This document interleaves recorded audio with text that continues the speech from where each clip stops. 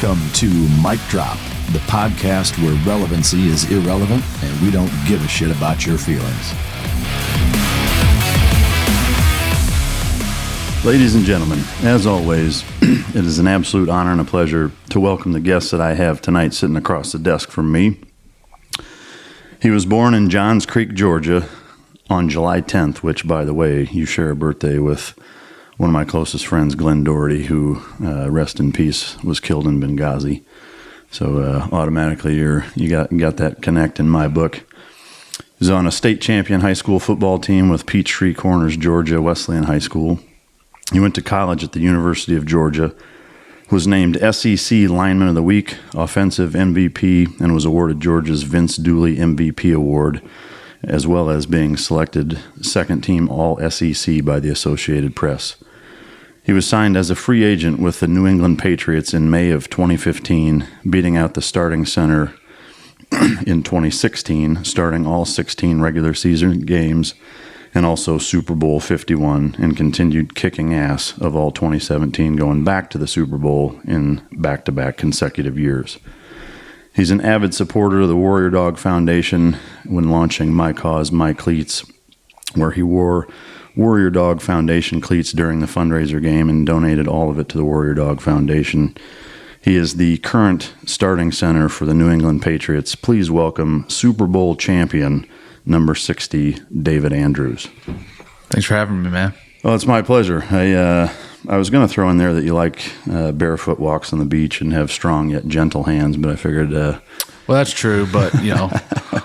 But we figured we'd leave that off for maybe towards the end of the podcast. But, you know, one of the things that before we get into the lightning round and some of the questions is that, you know, having you here, like I said, is an absolute honor and a pleasure. And, you know, the support that you've shown the Warrior Dog Foundation and just military groups and veterans in general is something that obviously for me and for a lot of fans, I know, you know, we hold our military very, very close and dear to our heart. And to see, you know, guys that are in your position that have the platform that you have and the success that some of you guys have had, both in the NFL and out, but kind of giving back and really showing that level of appreciation for our military. I can't tell you just how much we appreciate that and how valuable it is for guys in your position to hold that viewpoint. So thank you very much for doing that. Well, you know, it's you know, as guys like y'all, you know,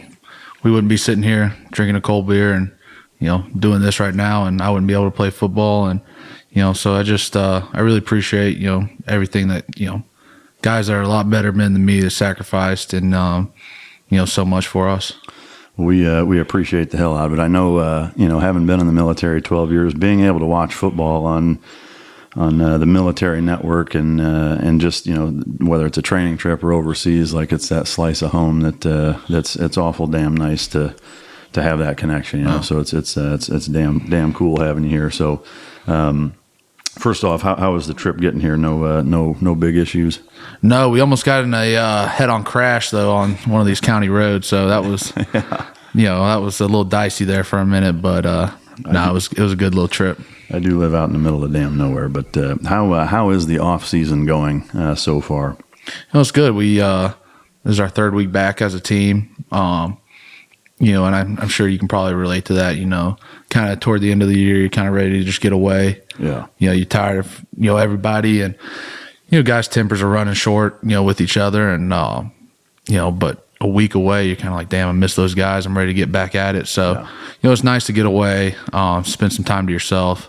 You know, get your head back, your body, you know, back to where it needs to be or close to it. And, you know, but it's been great getting back with the guys, you know, working together as a team. Yeah. You know, I think for a lot of us, you know, there's a lot of reasons we do it, but that bond and, you know, waking up and going into a locker room and sitting around bullshitting with guys and, you know, then also, you know, going out there and working together is, you know, there's just something special to that, the bond you create with those guys.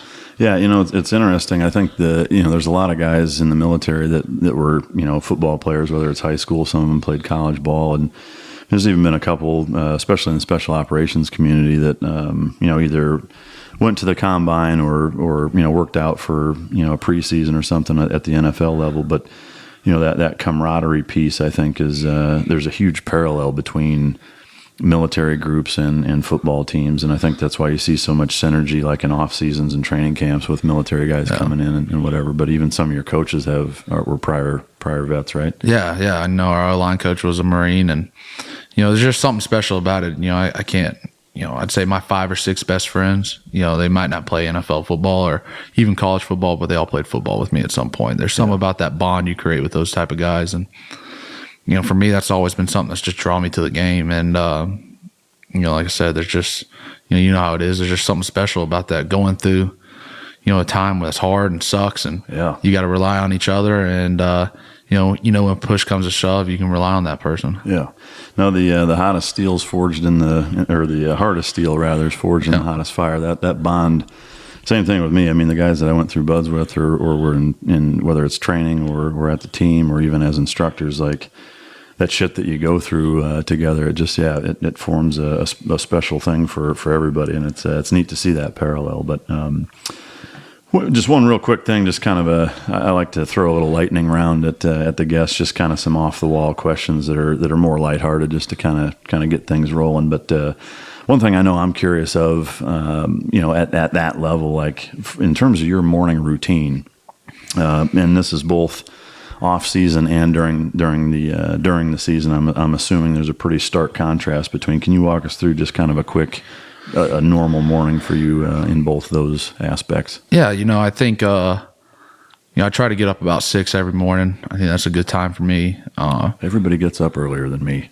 I mean, now if I can sleep, I will. But usually during the season, I'd say it's 5:45, 6 when I'm trying to get up. Yeah. And usually I try to get to the stadium as fast as possible. We're fortunate enough, to have meals at the stadium. So that's where, first thing we get a cup of coffee, eat some breakfast. And then probably as the season gets later and later, it's right into that hot tub for about 20 minutes, trying to get warmed up and just trying to get that body going a little bit. It's cold up in New England, and something about just getting in there and just trying to, get going in the mornings. And then right after that, 7 o'clock, usually try to hit that film room. We try to get together as an O-line in the mornings and, get to some film going and, studying up on the opponent, with ourselves. I think we can do a lot, together in there. That was something I learned from older guys and now try to, keep going. And, and then first thing we start out with Bill, 8 o'clock in the morning, team meeting. And people are surprised, when they kind of hear our schedule is, how much more meeting time it is than practice. We meet from 8 to 11:30. No shit. Yeah. Wow. Yeah. And the practice 12:30 to 2:30. And then we'll meet from 3:30, 4 o'clock till about 5 that night, or 3:30 to 4:30. An hour that night. And then in between that, guys are getting rehab, treatment, whatever you need. You got to get some lifts in there. So you just kind of sprinkle those in there. And then in the off season, most of our stuff's pretty laid back to an extent. If I'm on my own, I'm going to get up and get this workout over with so I can have my day. So that's kind of the same thing. And then right now, we are, we'll get up about 6, we'll start meeting at 7. And there's certain rules that, the NFL has on us right now. So, 7 to 8, we're meeting. And then really from, 8 to 11, it's football drills, conditioning, lifting, for 3 hours, and then we're done. So, not a bad schedule right now. Yeah. Well, so like when it's the no bullshit off season, like is that where, like as soon as your last game is played, whether you made the playoffs or all the way to the Super Bowl, like from that time until spring camp starts, is that like everybody's 3 sheets to the wind, fucking doing their own thing, or? Yeah, it was crazy. My rookie year, we lost to Denver in the AFC Championship. Flew home that night. Next morning, had team meeting. Kind of closed some bookends. Was like, all right, see you April, 12th or whatever it is. And I was like, wait, what? Yeah, like college, it was like bowl game, exam, school. Yeah. There was no break, and so yeah, that was definitely kind of a weird adjustment time. And you got to learn what you need to do, and everyone's different. There's guys that maybe don't work out as much, but they show up and still kick ass come April. And I've never been one of those guys, so.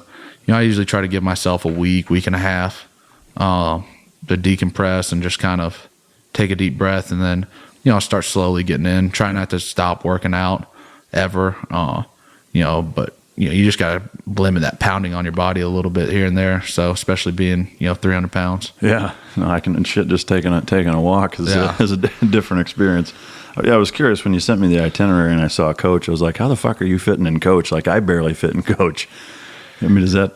Yeah, I mean, I try to get those the exit rows. I think I paid $32 for getting an exit row, and usually I fly with my wife, so I can kind of take up some of her seat. But today I was crammed in there pretty good. Yeah. I mean, shit, I was surprised to see that. But yeah, one thing when you were mentioning the morning routine during the season, you talk about the hot tub. Is there like a fucking monster hot tub? Or is there like 40 of them? Like, I mean, if you're all we've got that traditional, that silver, tub whirlpools you kind of see. Yeah.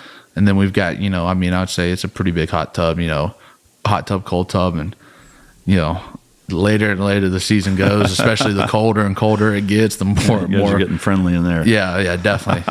So, especially when it's, 8 degrees outside, get real friendly. No, I don't doubt it.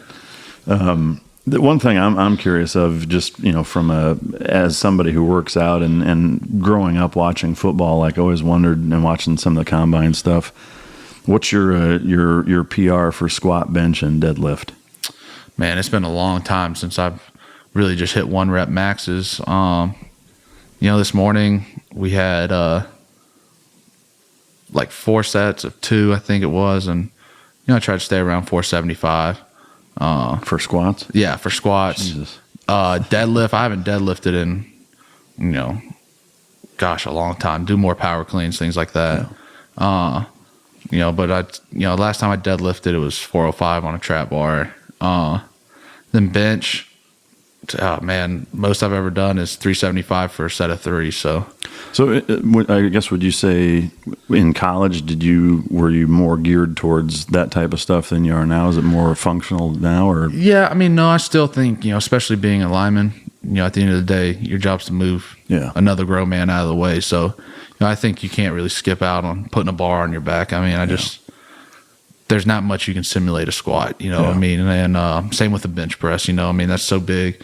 A lot of people don't understand, but that upper body strength and line too is huge. Yeah. And, it's just hard to simulate that. And I think now it's just, it's not much of a meatheaded thing. Maybe it was in high school and college, more of an, this is my job, this is what I got to do. Mm-hmm. And I'm doing this to, help me in that job. So, it gets definitely prideful in there. That's the competition, to be at that level, how that is, guys competing and turn anything to a competition. But at the same time, we're all just trying to, what's going to make us the best football player. Yeah, no, I'm tracking. The one of the tests is 225 for as many reps as you can get, right? Do you remember what your number was in that? It was 28. God damn.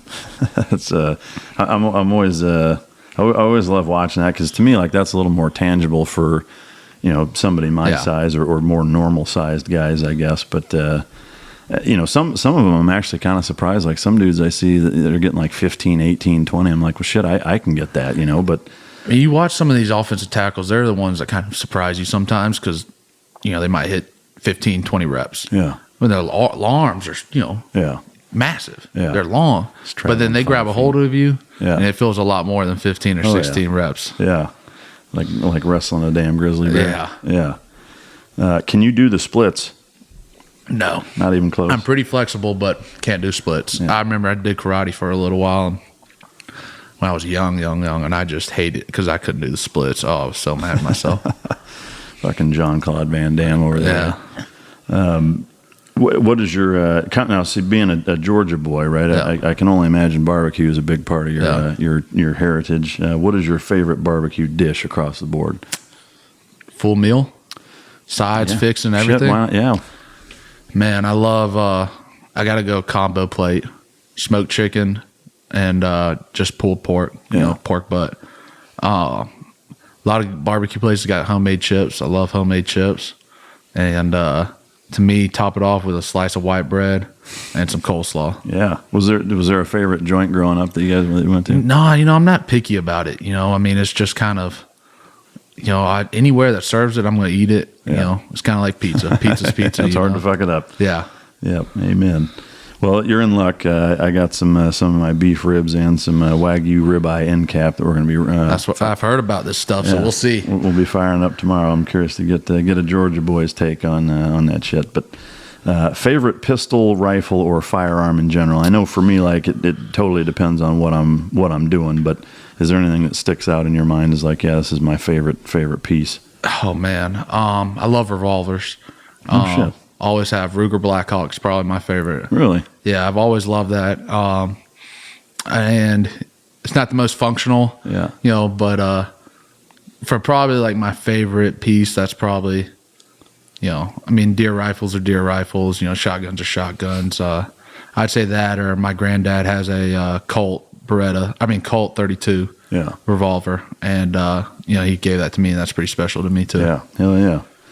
I got to tell you, that's a surprising answer. Like I was figuring something different, but that's cool. I mean, I definitely like revolvers. I think they're the practicality of them, is in terms of from a tactical standpoint is not very good. But they're functional as shit in terms of one of the things I like about them is they're always going to fire. Like you don't have to worry about a magazine spring fucking up, or they almost can't jam. No. I mean, to me, it is nice to have a gun you can throw in a drawer for 20 years and pull it out and fucking shoot it, But I like to think I'm a cowboy at times too with it, so.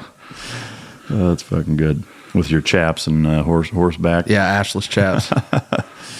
Do you have a favorite drink? Man.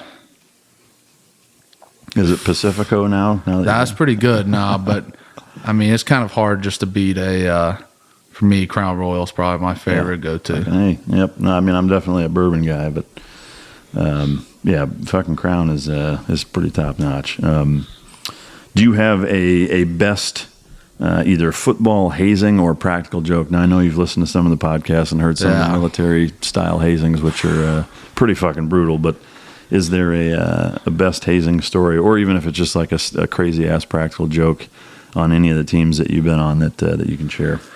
Man, we don't have any hazing stories like y'all do. Now, that was something I had never heard before. But no, I mean, we were playing in high school, and this kid was like, we played like 4 games at the beginning of the year that were just terrible.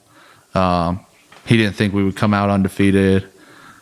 So I told him, we beat these teams. This dude had a hairy butt. Oh my God. And so I told him, if we win all these, I'm going to wax your ass. And we came out 4-0, and he had to get in there. And Did you wax his ass? Yeah, I did. We bought our high school football coach walked in on us, and it was just. And then it got weird. He was just like, no. And it was a good time. The kid's one of my good friends, so it was all good. So the ass waxing. Is that so the next question is your most embarrassing moment? Does that fall in that same? Most embarrassing moment, man. That's tough. I don't know, man. It doesn't have to be with life either. I mean, like to me, like specifically, like is there ever a time? Because I know, especially as a new guy at a SEAL team, as an example, like where you do shit and you're like, oh my God, like you're the turd in the punch bowl. Man, I remember we had so every year we do a practice. This was my first year in New England. I was undrafted, so I'm fighting for a job, and Tom's riding my ass being a center, and we practiced one time in the stadium. All the fans come. It's a big thing during camp. And, we do a thing where you mess up in practice, you got to run a lap. And me and Tom fumbled a snap. Here he is, I guess he was 39 at the time. Greatest quarterback of all time, whatever, in front of thousands of people. Me and him out there running this lap together. And I'm just I was so embarrassed making him run. And, then Belichick's yelling at me in front of everybody, and I was just like, that was rough. That actually makes me think of something. Is that I think there's an expectation or maybe a perception is a better way to describe it, that a guy like Tom Brady is going to get special treatment, like doesn't get punished or whatever. And it seems like, I obviously I've never met him. I've never met Belichick. Is there an element of that to it, or is it like, motherfucker, you're part of the crew, you get punished just like everybody else? Or? Yeah, we're kind of one for all, all for one, and no one gets special treatment, and to see a guy like that, how he carries himself, and when you're coming in at the league and getting to learn from someone like that is unreal. And it's been pretty cool to see, and I think it's taught me a lot, about running an organization, whatever it may be. Obviously Tom is different than a lot of us, and but when push comes to shove, he's just one of us, and but dude's unreal, the way he carries himself and the way he demands things not only from himself but everyone else is just you can see that, and makes you respect a guy like that. Yeah. To me, that gives me an automatic respect for a guy like Bill Belichick too. Yeah. Because that's, I would assume. I don't know if you can shed any insight on it, but it seems like that maybe there's teams that aren't that way. Like, are there? I know with college there are, right? I don't know. I've been fortunate enough to be on one team. And coach has been, he's been tough, but he's been fair, and he's just. It's an honor to get to play with a guy or play for a guy like that. Just he's such a great coach. Just numbers speak for himself. Yeah. And he's honest, and a lot of times in life, you don't want honesty, but you need it. You need to surround your people. Yeah. Surround yourself with people like that, and I can't. He's been honest with me, and sometimes I don't want to hear it, but it's the truth, and I need to hear it. Yeah. And as a man, I think you can respect that. Yeah. Well, and to me, when you see that element to it, I know for most people, people say, "Oh, just be honest," or they want you to be honest. And one of my favorite lines from George Carlin, one of my favorite comedians, is everybody wants you to be honest until you're honest with them, and then you're just an asshole. Exactly. But there's the truth hurts, but that's the only way you grow and learn. And one of the things that I can't stand about politics with a lot of administrations and just groups in general is that they live in echo chambers and surround themselves with fucking yes men. Yeah. And that's why you have the problems you have, is because nobody challenges them on any ideas or says, "Hey, you just fucked that up." They just blow smoke and stroke each other's ego, and it's fucking dangerous. But just real quick, obviously you're a dog lover. Tell us about your two dogs, and if you had any influences of dogs growing up since here we are on the ranch with all these hounds. Yeah, I grew up a dog lover. Grew up doing a lot of hunting and fishing. So my kind of first exposure to dogs was, hunting dogs, and I just seeing how cool it was. Guys, having bird dogs, raccoon dogs, rabbit dogs. It's just taking all these different animals and making, accomplish this goal was just something I thought was so cool. And then, grew up with dogs, all different kind of dogs, Jack Russell Terriers, Malteses, Labs, whatever it was. And, I was wanted shepherds, and my dad was pretty strict on me, he always hated, even when we got a lab, he's like, "You're going to take this dog, you're going to run it." And, dogs that were meant for a job and just get fat and lazy, and it just kind of always drove him wild. And now it kind of, I guess that rubbed off on me, kind of drives me wild when you see these dogs that are meant to run and be active, and kind of, I guess, like America. And so, and I think I wouldn't have been ready to own a German Shepherd or a high drive dog like that. And once I got old enough, I kind of picked what I wanted, and I got my first German Shepherd from a family friend. Her name's Kimber. My wife actually came up with the name. I thought she was naming it after the pistol. And I was like, "Man, I love this woman." And then it turned out she was naming it from Dr. 90210 or Nip Tuck or something, but we'll go with the pistol. So she's 4, and man, she's an awesome dog. Kind of the first dog I raised by myself, and kind of a learning process for me. And but she's awesome, man. And she loves everything. She loves balls, chasing deer.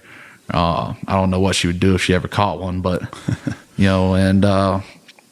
this fall we started talking about getting another dog. We got a cat also, and started talking about a dog. My wife kind of wanted to get another one, and I've always wanted an all black shepherd, and found a guy in South Georgia, raising these dogs, had some really cool dogs, and kind of fell into our lap. And we got K-Row. He's born on January 1st. We got him, I guess, whenever he was 8 weeks, and he's kind of been our little ball of terror right now. But no, he's a good dog. He's picking up on a lot, but I feel a little better having, raised one dog under my belt, and, he's awesome. And, so those are our 2 dogs. Yeah. Well, that's good shit. I know, for me, obviously dogs play a huge role in my life, but, I'm always fascinated at, some of the commonality between A, dog owners, and B, just, prominent people in society that have dogs and what they do with them and their interest level, whether it's training or working or hunting or companionship or whatever. And that's one of the most American things out there, I think. And having been all over the fucking globe, I can tell you that, there's a lot of countries where, they don't like dogs, and they kill them or they exist in packs of strays or whatever. Mm-hmm. But I love the kind of the American, American pie, if you will, of aspect of dogs that brings to the table. But in terms of your childhood, obviously you had some dogs growing up. But so you grew up in Johns Creek, Georgia. Yeah. What was the childhood like in terms of growing up in a place like that, and what influence that had on you? Yeah, it was suburbs. Dad's from a small town in South Alabama. Mom's from Birmingham, and so we grew up in the suburbs, and it was, I guess sports was my first love, whatever it was. And really I started playing, T-ball when you were 4, soccer. I hated it. I told my mom soccer was too much running and I was out. And, were you a big kid growing up? Yeah, I was a big kid growing up. So I kind of had to learn to defend myself a little bit, and, I got picked on here and there, but, and, my dad asked me in first grade if I wanted to play football, and I said, yeah. And, it was a rough year for me. I just, a little chubby kid, and, football's hard, and I had a tough coach, and to this day, I love this coach. And, he pushed me a lot, taught me a lot, and I fell in love with the game. And, that was really my first love. And then, started doing some more, growing older, and I was playing baseball, and it was whatever. Played a little lacrosse, wrestled. But nothing really that just captivated me like football. And, grew up hunting, fishing, whenever I could. But, football always kind of took priority in my life. And then went to a little private school outside of Atlanta, and hated it at first. Oh, I hated it. And because it was a private school? Yeah, it was private school. I just, I had this idea of private school kids, and, there definitely is some of that. And, but a lot of my friends I made at that school are still my, best friends to this day. And man, we had some awesome times, and, doing all kind of stuff. We'd haul off after football games, go hunting together, and, all kind of things. And, we were fortunate enough to be, pretty good in high school, won a state championship, and deep into the playoffs, year after year. And, that was really kind of, what we did. We played football, played sports, and went hunting on the weekend. And there was, girls got involved, and that kind of changed at times, but, and, what do you mean? Yeah, I know. Right. And, and then fortunate enough for me, I was able to, get a scholarship to Georgia, and there was not much of a recruiting process. That's all I wanted to do was play football for the University of Georgia. And, that was where I was born and raised, and, went to there, and then thought about quitting. Wanted to quit, wanted to come home and just hunt and fish. And no shit. Dad said that wouldn't happen. And, luckily he kind of talked me into staying, and he didn't have to talk me in too hard, but there was a time where I just, didn't think it was for me. And, what was it about it that made you feel that way, do you think? It was just tough. Anybody who goes off to college, or whatever it is, you're away from home for the first time, I was always kind of, ever since I started playing football, I played with guys older than me, 2 to 3 years. We had to play by weight, so I had to play with guys older. And, and I was good. And I got to Georgia, and I was just another person. Yeah. And, especially being a teenager boy, you get a little cocky. You start hearing people tell you how good you are, and you got to realize you really ain't that good. And, so that took me a little time, and, school was tougher. It was just a lot of different things, and I think I just wanted to go hunting some, and, I wasn't able to do that. And, Dad just set me down, or didn't set me down. I was on the phone with him, and just, he's like, David, you can hunt the rest of your life. You got 4 years guaranteed to play football. Yeah. And, that was the truth. And I was just being a stupid kid. And, I'm glad I stuck it out. Yeah. Well, no shit. Yeah. So obviously football was a big influence. And one of the things that I found pretty interesting was that when I read that Dan Reeves is your uncle. What kind of influence between him being a family member and for those of you that have your head up your ass, Dan Reeves played football for the Cowboys and he's been a very successful coach and is with the Broncos, right? He was. He was with the Broncos with Elway, and then went to New York, then Atlanta, and then that was his last stop. And been all over the place. Yeah. But I guess to me, obviously that has to have a huge impact on you as a kid. Like, was there an element of that catapulted you into it, or was it? Man, I had an awesome childhood in that aspect. Got to do a lot of things guys don't get to do, and I was so young. I really was not. Still learning the game, at some point, but we'd go to training camp and, they would mess with me and throw me in, tape my wrist and ankles and throw me in cold tubs. So that'd be a good hazing story. Yeah, that was actually probably a good one. I was 6 and 7 years old and they throwing me in cold tanks or, awesome. Picking on me and, but I think it just furthered my love for the game. Just seeing, these guys getting to do, play football and that's what they did for a job. They got to play a game. Yeah. And, a lot of those guys are so good to me.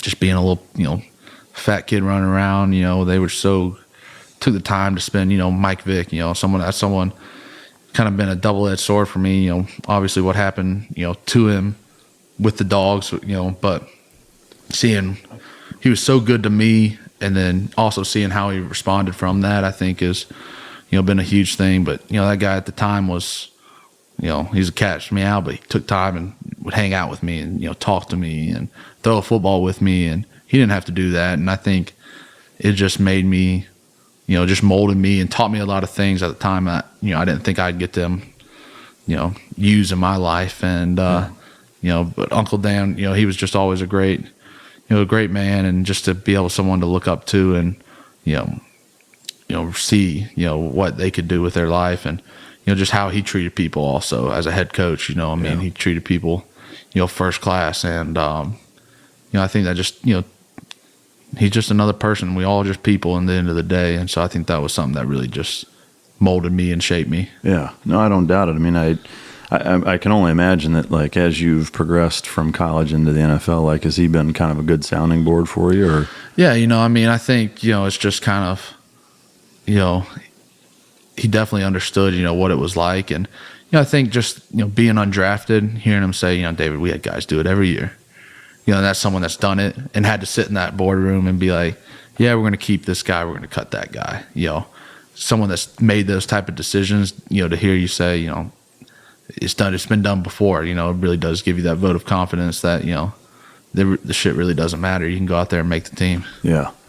Yeah. It's interesting. I think a lot of people, you think that, the draft is the draft and that's it. But obviously there's another component which we'll get into. But one of the things that I'm curious of, because I know my sport was swimming, but I know, like, with wrestling, with football, with really all sports, is that jump from high school to college. Yeah.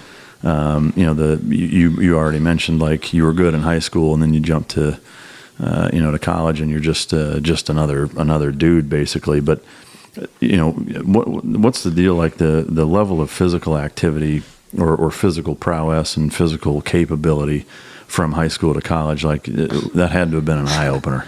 Man, my first full pad practice, 1-on-1 pass pro, so offense blocking defensive line, and dude picks me up, slams me down, helmet goes flying off. I mean, it was bad. I was so pissed, embarrassed, and and I was like, holy shit, this is a real deal now. This is big boy shit. Yeah, and then it just takes another leap, to the NFL, and I think it does take a little while to catch up to. You just start to realize, and I think you can just see players. I would look at myself.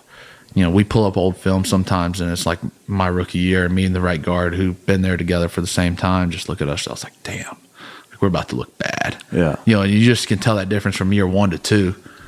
And I think it's the same in college and high school. And, just the demand it takes on your body. In high school, it's just kind of, we're out there playing, having fun. And then, you're waking up at 6 a.m., or we have these things called 5 a.m. mat drills on that. I mean, that's terrible. I mean, that's nothing like Hell Week or anything like that, but it's not fun, and it kicked my ass, and it's just stuff like that. But that's just how it is. It just goes from level to level. It just gets amped up. Yeah. One of the things I'm curious about, just kind of thinking about it, prepping for this interview, was obviously in high school, like you're going to school with these kids. They're all, basically from Georgia and from that town for that matter. When you cross over into college, I'm curious about the dynamic of sports at that level, which, Division I collegiate athletics, that's basically pro without being paid. Yeah. What is the dynamic like of having a team of now going, from a local, municipality level to now where you got guys from all over the country? Like, I'm curious about if there's cliques or issues with integrating, team members from all over the country. I know in the military, like, there wasn't, but it was because we're all kind of on the same team, bleeding the same blood red and all that. Was that kind of a similar experience? Yeah, I think sometimes I'm ignorant to things that go on in the world because I've grown up in this football bubble, and you got guys from, white, black, Asian, whatever it is, whatever you're, rich, poor, no parents, one parent, two parents, and it's just everyone comes together and you just put all that behind you. And sometimes I have to talk to myself and realize, like, there's a lot of stuff going on in this world. And it's hard for me to see that sometimes because you don't see that. It is. Some of my best friends on our football team grew up nothing like me, didn't grow up in the same, whatever it may be.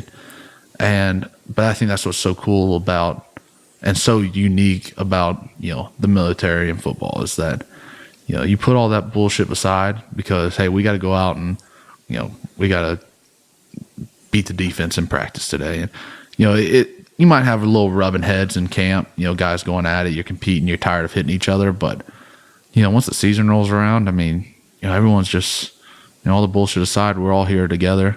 Yeah. We got to go beat whoever. Yeah, whoever's coming up on that schedule. And, man, I think that's what's so cool about sports and teaches kids, from such an early level. And I don't know, it's hard to describe. You've done it and seen it. And yeah, I think for people sometimes that aren't in that world, yeah, it's kind of it's a special thing. But, I think that if our world worked like that, we'd be in a lot better place. No, amen on that. Between the military and, we were talking earlier before we started recording about, there's so many parallels between, not just football, but team sports in general, but especially football at that level, I think, because, it's one thing for it to be a hobby in high school or whatever, but when, and I think it's easy for a lot of fans or observers of professional sports, and even myself included, to kind of be dismissive about, the mental stress and pressure that exists when the reality of it is that's your fucking job. Like, your livelihood's on the line. Like, to me, that's, yes, it's a game, but it's not a game when it comes to that, and so the parallels that exist between, whether it's camaraderie or team mentality or whatever, and the value that kids get from that growing up, I think is imperative. Yeah. No two ways about it. I played a lot of different sports too, but and then obviously in the military, that was a huge huge element of me kind of coming into my own as a man and figuring out what's right and what's not, and what to worry about, what not to worry about, and but to me, I think it's a lot of times people have these misconceptions about professional sports in some ways that way, and I think that's one of them. But one of the things too that again, like a lot of these questions, I know people are curious about, and myself included. But going back to some of the college stuff, first of all, I guess we talked about integrating from a team mentality, but Is there an element, to me it seems like there is, whether it's football, basketball, whatever, is there an element of almost kind of like a rock star status at college when you're a Division I starting football player? Like, college was fun. College was real fun. Yeah. Short answer, yes. Yeah, I mean, I guess every college experience is different, but at the University of Georgia, football's king, and we had some good times, and a lot of drinks we didn't pay for. And, yeah, man, we had a blast. And do you guys even go to fucking class? Like, is that? I mean, we did. No, we did go to class. I still got to go back and get my degree at some point, but guys did have to put in the work. I will say that to some extent. It's not as. I think college athletics gets a bad rep on underwater basket weaving and stuff. I mean, you got to go to class. You got to take care of your business. And I think that's part of growing up and, becoming a young man is, you got to take care of your shit so you can play football. And, but yeah, growing up in college, man, wherever the football players were, that's what bar was to be at. And, we had a good time. And, there's probably some people that probably thought we were assholes, and we probably were. And, but man, it was a blast. And, I love Georgia, and maybe one day I end up there, up in Athens. But yeah, man, that's a special place. Yeah, well, because you had offers from Duke and Michigan, right? Yeah, Michigan was my first. I was on my way to Duke to get an offer and spend the weekend with those coaches. And when Georgia offered me, and I can remember almost turning the car around and heading back home. But it was committed on the spot to Georgia, and. It was all I ever wanted to do, and that was kind of my dream, and and I was fortunate enough to be able to live it. Now, in terms of living in Georgia, did you grow up a diehard Bulldog fan, or was Tech involved at all, or what? Tech, no. My granddad, I was really close with him, and he was a big Georgia fan. Yeah. He went to Georgia, and that was what you did on Saturdays. You watched Georgia football, and so for me, there was no point in recruiting.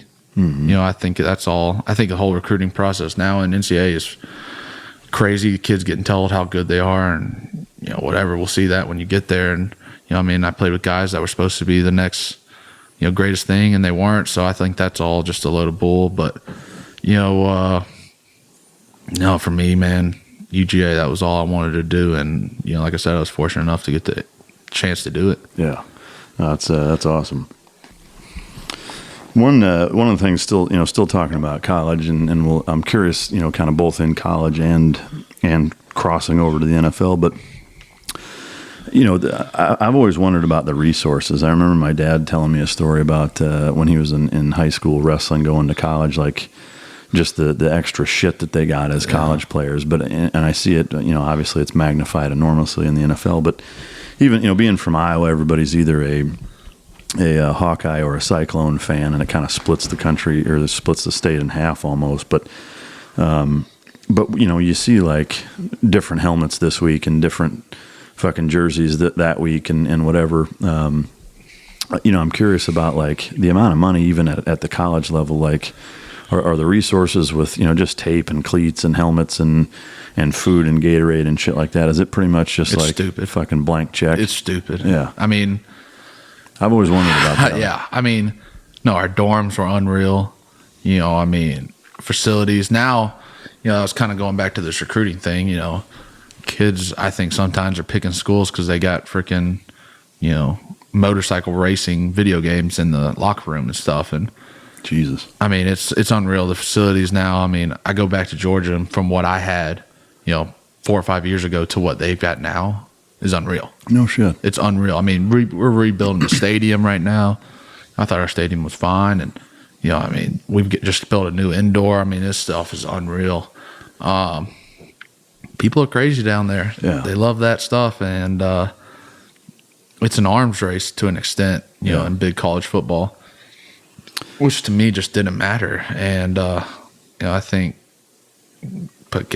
now it's new best thing and flashy thing. Who's got the cooler uniforms? And, at the end of the day, that don't really matter. What matters is winning. And, at the end of the day, I would rather go to a place where I could have success and win rather than take cool pictures and uniforms or, you know, play video games. Yeah. What, in terms of travel too, like when you travel as a college team, what's that like? Man, you're definitely spoiled. I tell you, in the military, you're fucking not. Yeah, I've heard stories, and let me tell you, it's not like that. That's for sure. I mean, from college to NFL, I mean, they're both first rate. You know, NFL, you do a lot longer trips. College are pretty short flights. You know, I mean, it's all SEC. Yeah, I mean, I think the furthest I ever went in college was Missouri. You know, like an hour flight. You know what I mean? But you know, no security. Food, chartered shit. Yeah, you do whatever you want on planes. Like, I mean, now, I mean, guys are standing up on planes, and it's just like there's no rules.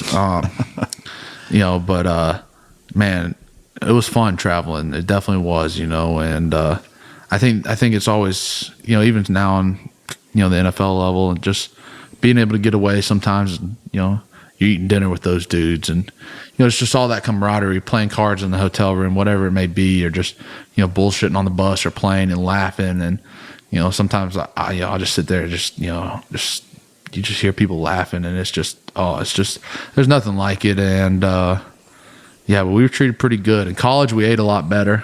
No shit. Yeah, dude. I mean, steaks, you know, all kind of stuff. You know, ice cream sundae bars, and it's all first class. That's for sure. Yeah, spoiled. Yeah, I think, you know, for me, again, you know, having spent well over a decade in the military, I mean, there's times, and this is, you know, as a premier special operations unit, I mean, we traveled. I remember one trip from San Diego to Fort Chaffee, Arkansas, on a fucking Bluebird bus, you know, for 37 hours straight, you know, and that's like, you know, we're expected to go fight terrorists, and they're like, yeah, we're broke, so you're going to jump on a fucking It should Bluebird. be the other way around, shouldn't it? But yeah. I mean, unfortunately, I mean, between teachers and military, like two of the most broke ass professions out there. But I know for me, and I know a lot of people, I mean, just no different than the reason like MTV Cribs is so popular is that, you know, people love to hear about that shit, and I'm curious as anybody, I guess, to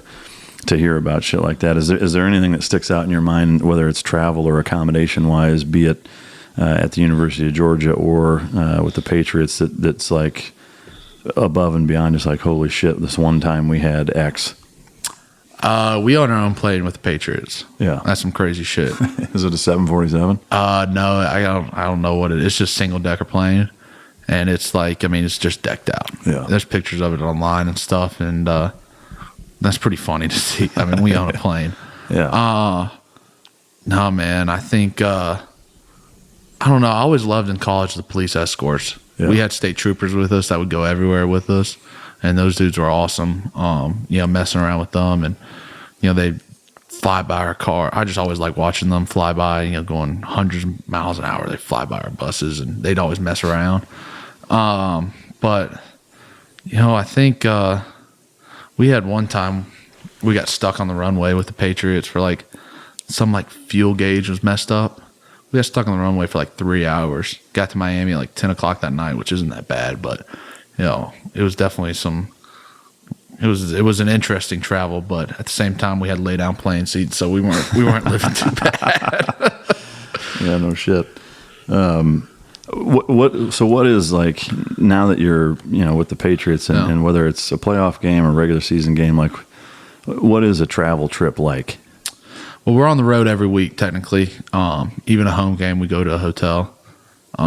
Really? Yeah. So you know, it's not bad. I mean, you know, it's a chance to, you know, get away and just for that entire week or the night before. Just the night before. Yeah, just the night before. So just so we can take a deep breath and kind of get away from everything. And, you know, it's fun being, you know, having dinner with the guys, and, you know, you got meetings at night and stuff, and just, you know, this is back to the camaraderie thing, hanging out, you know. You know, but most travel trips for us, you know, in college and both, are people always think we hang out after the game, and it's get undressed, do your media obligations, and you get your butt back on a bus and back to the plane, and you're out of there. And college travel never was bad. You know, NFL is kind of different. Getting home at, you know, walking in the door at 6 a.m. after a game Monday morning, crashing for 2 hours, and then, you know, going back to work at, you know, 12 o'clock that day. and then working Monday. That was kind of a shock to my system the first time. We went in and you walk in the door and it's sunlight. But travel's quick. It's short. We most times we usually leave Saturday afternoon, get there, have a meeting, eat, go to bed, wake up, play that game, and we're back on the road. So it's in and out. You don't get to see anything really. So it's not like you hear stories, especially like with basketball, which is obviously a totally different sport, but like hitting the strip club, like you guys aren't really going out and partying. No, after the I game. mean, it's in and out. Obviously Super Bowl's different, but it's in and out. Curfew and stuff like that is pretty strict, and it's you can slide to dinner maybe if you wanted to. I'd rather just eat what they give us and save that money. But it's pretty structured and not a lot of downtime. Yeah. That's to me, that's something that I think, again, for me, kind of surprises me. You have, I think, these perceptions of like this almost rock star party lifestyle. But at the end of the day, it's a physical ass job, and your job's on the line, so it only makes sense to take care of your shit. But again, kind of at that level, I guess, in terms of hotels, whether you're at in the college level or the NFL level, like, you're not staying at fucking Holiday Inn Express, right? I mean, like, it's like 5-star. And I mean, how do they accommodate for security? Are you guys have your own rooms? Do you share rooms? Like, yeah. So as a rookie, you're going to share rooms. And then once you become, you're not a vet technically, but after second or after you kind of earned your keep, you get your own room, which is definitely nice just to decompress, especially, everyone's different before games and how they like to handle themselves. And, in college, it was definitely more of a shock when guys, we go stay at the Ritz-Carlton in college, and, I had a buddy who always took the robes. That was his thing. He was coming home with robes. Yeah. And they never fit. He was 6'7", 330, so they never fit. It was not a good sight. So in NFL, guys are more and more used to it. But it's it's interesting. It's there's a lot of security, a lot that goes into a lot of moving parts, which is crazy. Especially the Super Bowl this year, we had like National Guard out in front of the hotel. It was nuts. Yeah. Humvees, dudes, like it was some crazy stuff at the Super Bowl this year. Yeah. And it's usually not like that. Usually it's pretty relaxed, and game days are pretty secure. Dogs everywhere, and it's to me it's a logistical nightmare. I couldn't even imagine it, especially traveling. But we've got our own team security, and then local police officers and things like that are usually with us. Yeah. Is it? I mean, do they lock that shit down? Like, they got people in the entrances, exits? Yeah, it's pretty locked down. And and a lot of these hotels are these banquet hotels, so we can have meeting rooms, and they can accommodate for feeding us and things like that. So it's a lot of curtains. Yeah. There's a lot of curtains on the road, and I don't know if it's something you can even divulge, but like, if you guys are staying at a hotel, is that hotel? No, there's other guests. Yeah, there's other guests there, so you can go. Guys go to the lobby. I can sneak away and go to the lobby and not really get bothered by anybody, and meet, playing somewhere where I know somebody, have them come by and, sit down in the lobby and talk with them for a little while or whatever. And we also do things where we have, you could maybe meet, in a private room, so you're not getting bothered for guys. And, but yeah, we run a pretty tight shop, and, it's got to be that way though. Yeah. I don't doubt it. Another thing that I know I'm curious about, and a lot of people are, in terms of diet, like, how much do you guys fucking eat? Like, when you're, is it just like balls to the wall? Like, I remember an article in Sports Illustrated when I was a kid. I don't even remember the guy's name, but he was a more famous guy. I think he died of a fucking heart attack at like 28 or something. But it showed him like with this crazy fucking grocery bill, and eating like 6 pounds of meat and 12 dozen eggs, and but like for you guys, are there guys that are like the meal prep super anal retentive, and then there's guys that are just like fucking eat everything? Obviously the line guys are probably a little. Yeah, I think it's a little bit of both. The line guys kind of go, I think you can go either way. You've got the guys that can't eat that because they got to lose the weight, and I've never been one of those guys. I'm one of those guys where I've got to keep on the weight, but I can't sit there and eat fucking McDonald's every day, So I think something that you learned is, kind of what you have to do for me is to keep on weight. That's the thing. I can drop weight like that. And if I do, now we're hitting a problem. So I think each guy finds something, that kind of works for them. And, for me, it's just, there's nothing crazy. I try to eat good. Yeah. I'm not trying to eat, I try to eat, clean meat, vegetables and, things like that. And not really, I'm not trying to eat potato chips every day and, processed foods. And, it's pretty easy at the facility. We do a great job and have tons of resources. Nutritionist full time, meals 3 times, 4 times a day, but I think that's for me. It's not like, I don't eat bacon or I don't do this. I know what I got to do and I try to eat healthy. And, you can definitely feel, when you're training and working that hard, when, eat a McDonald's quarter pounder, or, go out and have some chicken and sweet potato and broccoli, whatever it may be. So, I think that's kind of just finding that balance. And, I think in the off season, I try to enjoy myself when I can. And, because you're right at 300, right? Yeah, I'm 295 to 300 is kind of where I try to stay. And, if I drop down, and you learn things. If I drop too low, I try to put more carbs in my diet. That's kind of a big thing, especially during the season when I'm burning it like that. Is after practice, I got to get some carbs back in me, and just to keep it on. And but it's nothing crazy. I'm not eating 12 ribeyes at night and anything like that. Protein shakes and getting right fats, nuts, peanut butter, things like that, all that stuff. So it's just kind of learning what works for you and, what makes you, get up and go. Yeah. So you're right at about 300. Typically the center, either the center or the nose guard on the opposing side are generally a little smaller than the rest of the line, right?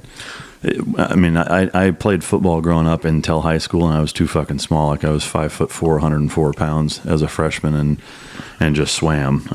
But I've always wondered about that. Is it a mobility thing? I don't know what I think a little bit. There are centers who are 6'6", 330. But I think it's kind of the one position you can kind of sneak away with being, 6'2", 295, 300 pounds like I am, and I think the biggest thing is just knowing, what you're good at and what you're not good at, and having to make sure you can use what you're good at more than what you're not. And, I think that's part of me why I love the game is the mental aspect of it. And, all right, this dude does this, which is going to affect me like this. Now, what do I need to do to get the best out of myself? And, and then that just builds from each other to, as an offensive line, to as an offense, to as a team. And, I think that's just a big part of it. And that's something I've just been fortunate enough to just kind of learn what I'm good at and use it. Yeah. Do you know off the top of your head who the biggest guy on the team is? On the team? Probably this, the new guy we just signed, Trenton Brown. He's from Georgia, actually. Yeah. Played at Florida, offensive tackle, and played at San Fran, and now he's with us this offseason. Dude's like 6'9". I don't know how much he weighs, but he's fucking beast. He's a man. Yeah. So that's one of the things I was going to ask is I know you guys just in the draft signed a couple of Bulldogs from Georgia. Yeah. I'm assuming there's like an immediate kind of camaraderie, like if you're from the same school. Is it a big deal, or is it just kind of like a fucking high five? And I think for me it's a big deal because I played with those guys. Okay. They were freshmen when I was in there, and I knew they were both going to be special. You could just tell that those were 2 ball players. And so that does make it a little more special. I think if I was 8 years in, it would kind of be like, oh, yeah. Go Dogs. But, being able to play with those guys and, the lineman we signed, Isaiah Wynn, I still, and we were in a group message with a bunch of the guys still. So, always in contact with him. And, especially through this process, been in contact with them. And, how it just ended up is crazy. And I'm happy to have them. There's some damn good dogs. Yeah. That's cool. To me, it's again some parallels with the military of like seeing guys that you went through training with, or that you were at a team with. Now you're somewhere else with. It's pretty cool. But going back to kind of the draft and versus being signed as a free agent, I'd love to hear just if you could kind of briefly walk us through like what that process is of being signed and how that works. Yeah, I kind of picked my agent. That's kind of the first step of the process. You gotta, find out, who's going to represent you. You can't really do it yourself. It's too much. It's too easy to get fucked over. Yeah. It's just, it's crazy. The terms and language, and you got to have someone to represent you. And so that was kind of the first process. And, I wanted someone to be honest with me. I didn't need, an agent blowing smoke up my butt and telling me I was going to get drafted in the 4th round when I wasn't. I thought maybe I could sneak in and, be a late round guy. But I knew I'd probably go undrafted. Kind of my whole life and career has been, you're too small, you're, not, good enough or whatever, even going out of high school. That's kind of the thing. I couldn't play in the SEC or whatever. But so, I was kind of ready for that whole cycle to start over. And, it was tough. I didn't go to the combine, didn't get drafted. And, I was, like I said, I was prepared for it, but, same time, you're just kind of like, damn, like, you wanted to get drafted. You wanted someone to think you were good enough to be drafted. And, but also I think it lights a little fire underneath you. And, it's good. I think that stuff's good for you, to get knocked down a little bit and have to fight your way through things. And, so I sit there, and I think the first day of the draft, I didn't even do anything. I think me and my girlfriend at the time, now wife, I think we went to the lake for the first day and, kicked around and just had fun. And second day, messed around again. And then the third day, we watched it. We sat there, and it was, my parents and her and my best friend. And, kind of got some phone calls from teams talking. And you're not allowed to get offers on the table while the draft's going on. If you're going to go undrafted, you have to wait, to the last pick. And then, you get these offers. So, my agent told me, New England might be interested and all this stuff. And so in about 30 minutes, it was, like college recruiting, teams calling you. We want you, do this, do that. We'll give you this, we'll give you that. And I was nervous about going to New England. They drafted a center before me, the year before me, and they just won a Super Bowl with the kids starting. And, so it was kind of like, they kind of got their guy, it seemed like. And, coach called me and, told me that, they weren't going to draft a center, and they didn't. They still wanted to have me. And so I was sitting there kind of thinking, it's kind of never been to Boston or New England or, even that far up north. And so I was like, man, I don't know if I want to do this. And then I just sat there and, I was like, I want to be the best. And if I'm going to do that, I need to learn from the best. And, there was no other organization, in my life to do what New England's done. Yeah.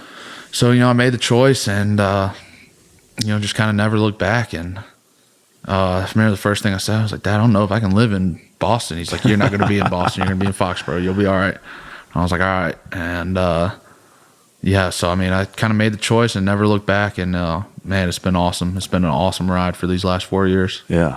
It seems like it. Were there, in that process, were there other teams that... Yeah, Atlanta had offered me, and Kansas City and Dallas, I think. Yeah. And... so it boiled down to, they had the reputation that you're like... Yeah, there was money involved, but not serious money. You're making,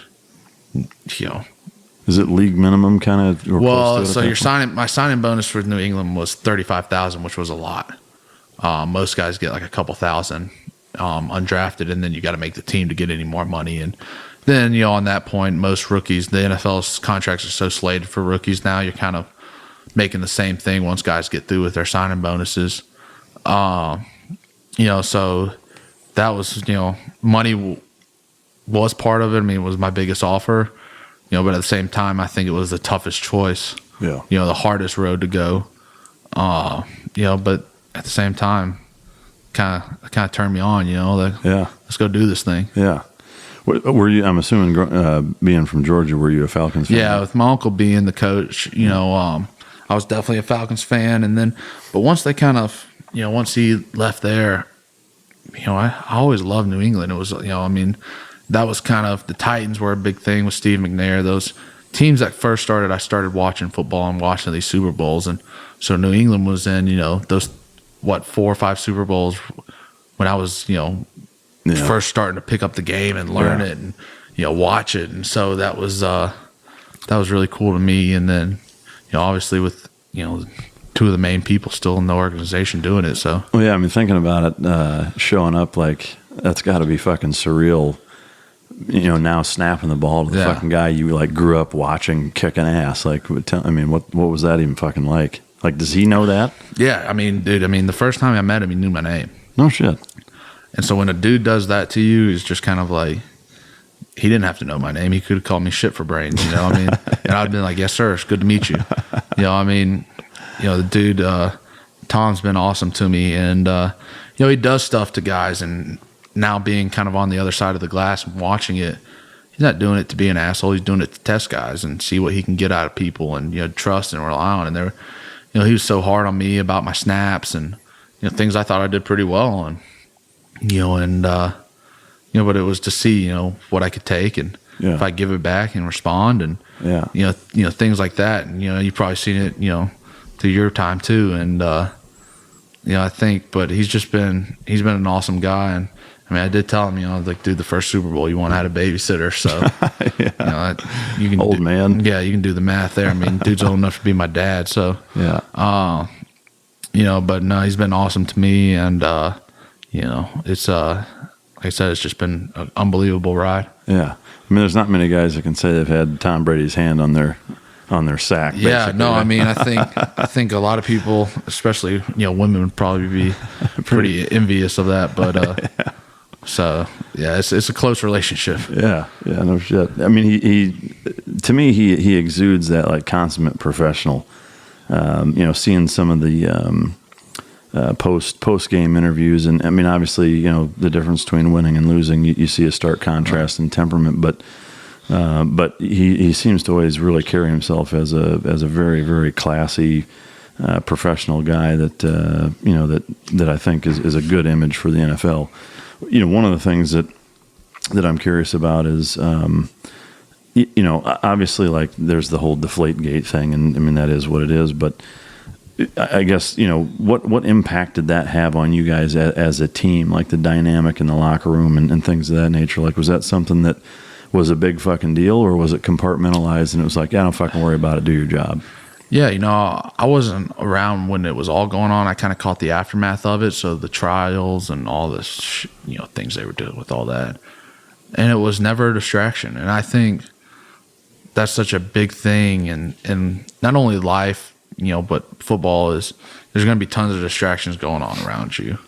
And whatever it may be, if you're, married and working at the bank with 5 kids or whatever, and, you got distractions at home, you can't let that affect you, what you do, when you go into work. And I think that's kind of something that I've learned being in this organization is, you got to put some stuff in some drawers and deal with it a little bit later, at times. Yeah. And, it's tough and, it can put strains on people and relationships at times, but when it's time to go to work, it's time to go to work. And, you got to put all the bullshit aside and,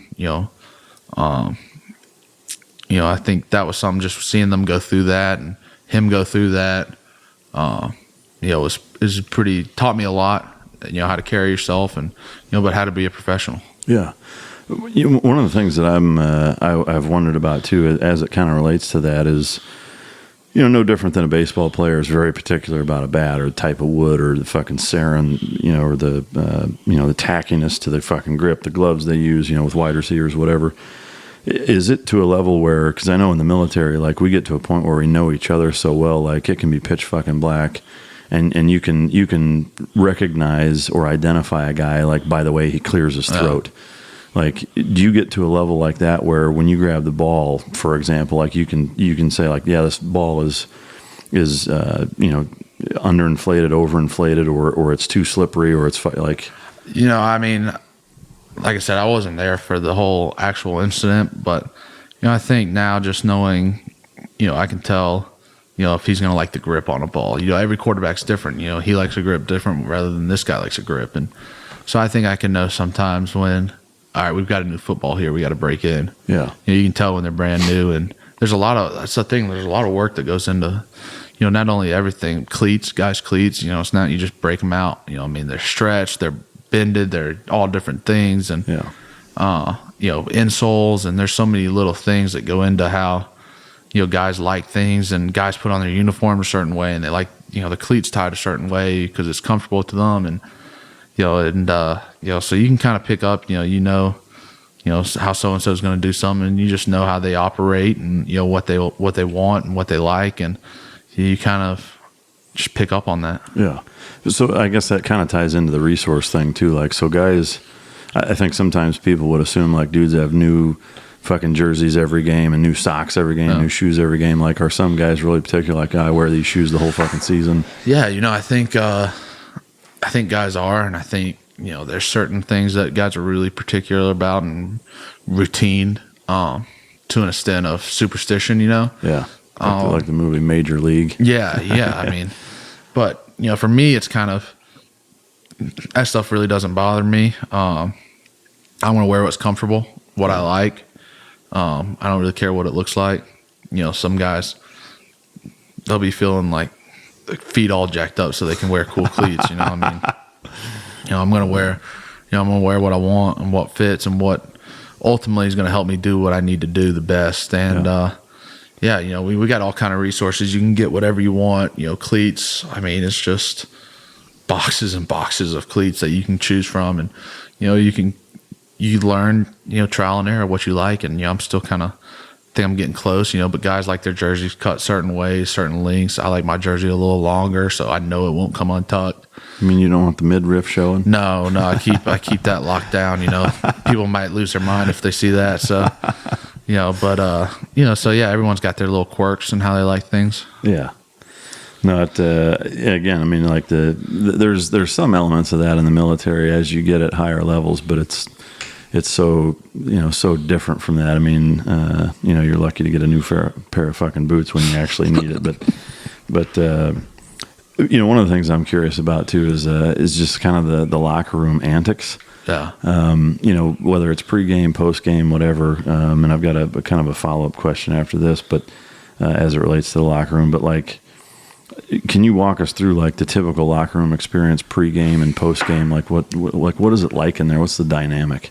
Man, I guess start with postgame. That was the biggest shock to me. It's you come in 10 minutes and the media's in there. I mean, you come in like you got no time to. Yeah, I mean, it's wham bam, thank you, ma'am, and it's a lot different than college. College is like, where are we going? Where are we getting beers now? Whose house are we going to? NFL, it's like guys going home to families, guys going home to kids and wives or whatever, and so that was definitely a different aspect, I guess you'd say, post game, especially with the media. Is just that was crazy. Kind of in college it was like, all right, 10 people are going to stay back and talk to the media. The rest of you can leave, and but now it's just literally they just walk in there and you're changing, getting ready, and they're waiting for you to, answer questions about why you gave up 4 sacks that game. And, I mean, are you standing there fucking with your shit hanging out in there? I mean, yeah, you just, yeah, I mean, that was definitely kind of a shock, but, so I think that's where you get some of these funny interviews, and guys, saying things they shouldn't post game or whatever.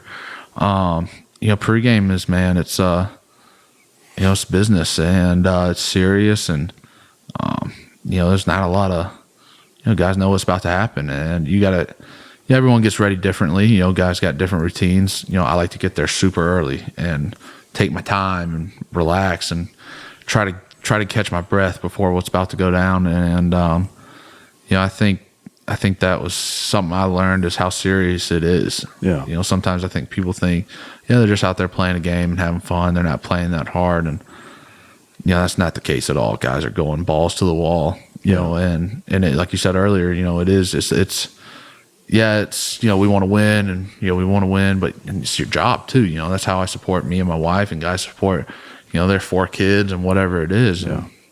And, so I think that was something, also the individuality you can have in the NFL compared to college. College was kind of like, we're all going to do this, we're all going to do that. Well, NFL, you're a grown man. Get ready how you need to get ready, but be ready. When that ball goes, you better be ready. So big boy rules. Yeah. So I think that was kind of a big shock, and I think that applies to a lot of things in the NFL. Yeah. But that would probably be kind of one of my big things, is just, you got to get ready on your own. That's your job. Yeah.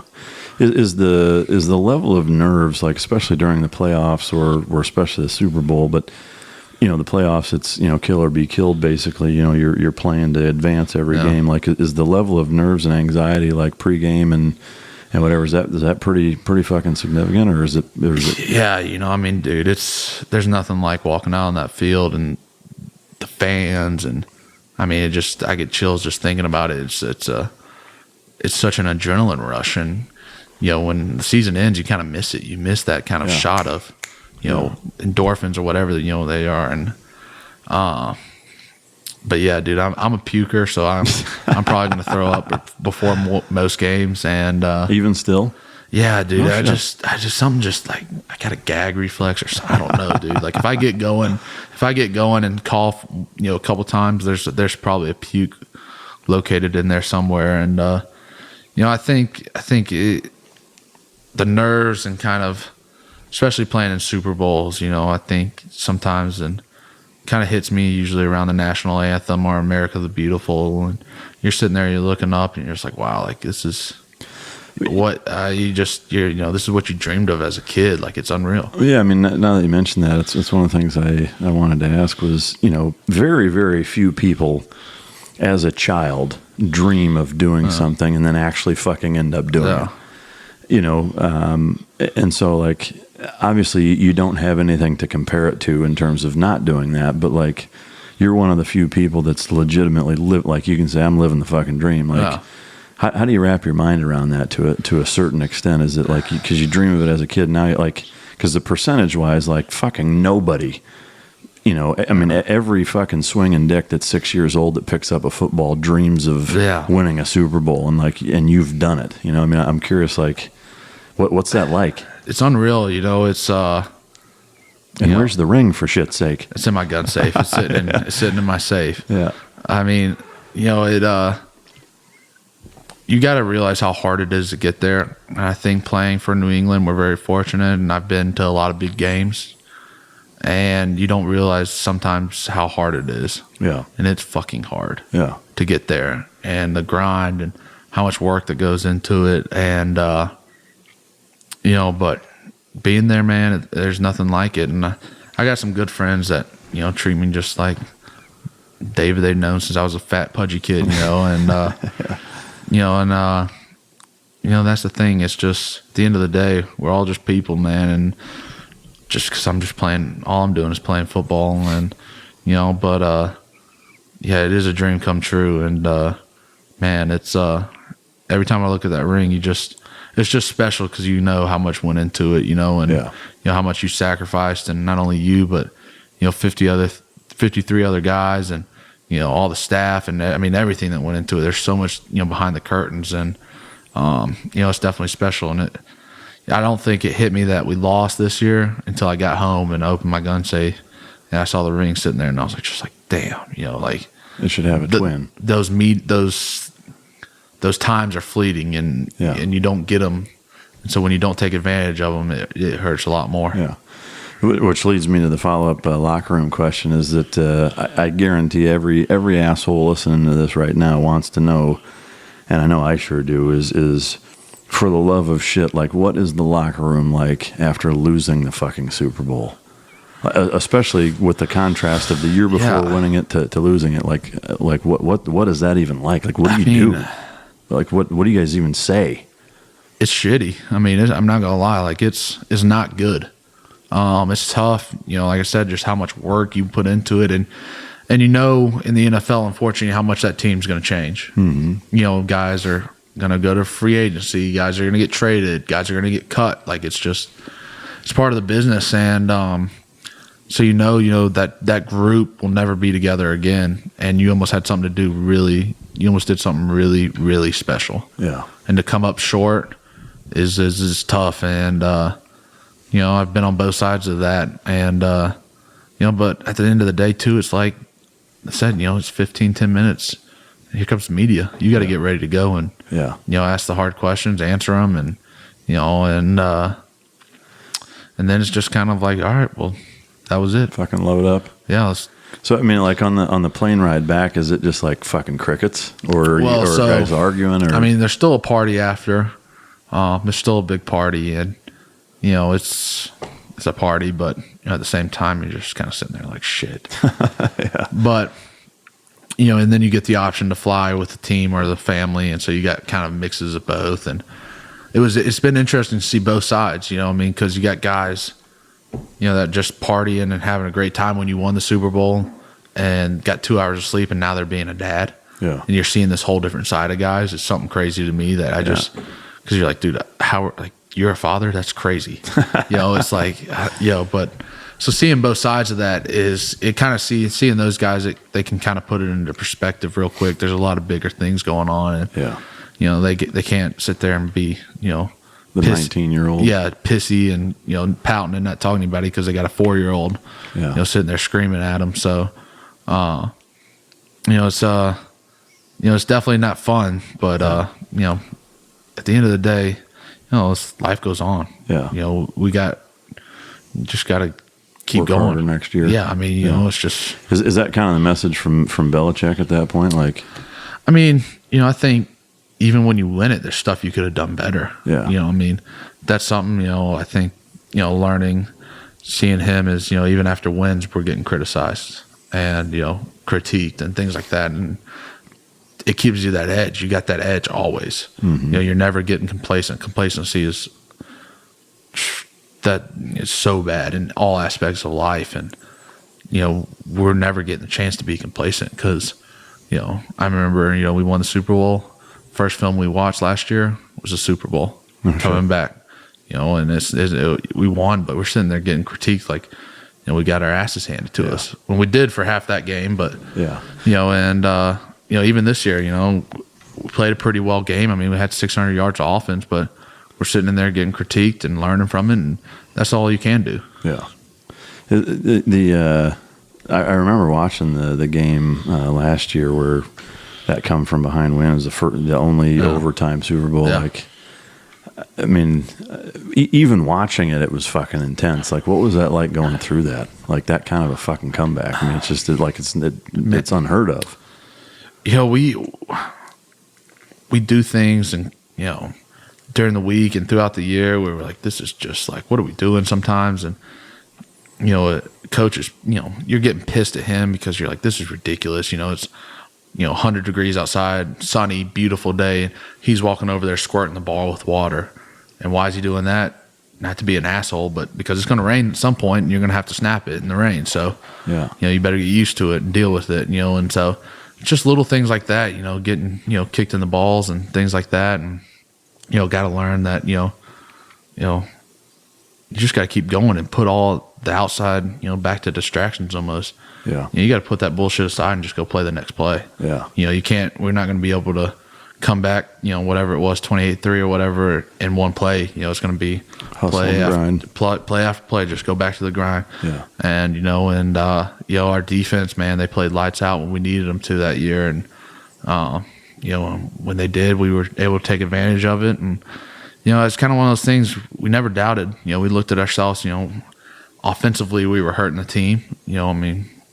Scored 3 points, gave up a touchdown, on a pick six. And, so we're sitting in that a huddle and no one's doubting each other though. And, we're all looking at each other like, shit, we got this. So we just got to keep going here. Mm-hmm. We're killing ourselves now. And, we were able to string it together, man. And, it was special. Yeah. No, it was nuts to watch it. I mean, I can't even imagine, just sitting in the stands, let alone being on the field, but,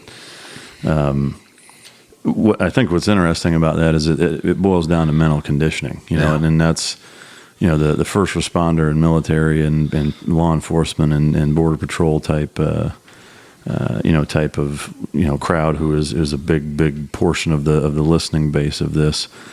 That's one of the things that, again, a parallel between football and first responder or military law enforcement type service is that you default to your most basic level of training. And to me, it's neat to hear that, you got coaches that are doing stuff like that, because that's what makes a difference, is that if you're conditioned mentally to just, hey, you're about to take a bite out of a shit sandwich, you swallow it and take another fucking bite, and that's the difference between winning and losing, or killing or being killed in military circles or law enforcement, what have you. But So that's neat to hear that there's some employment of those same types of principles and mentalities. I know the Falcons actually worked with a group of guys, I think leading up to the Super Bowl, that did some similar stuff like that. But do you guys have any camps or things like that you do with groups that work on like team building and shit like that? Or no, we'll do stuff as a team. Whether it's have a movie premiere, things like that. But I think really the biggest thing we do team building wise is just being together and working. Yeah.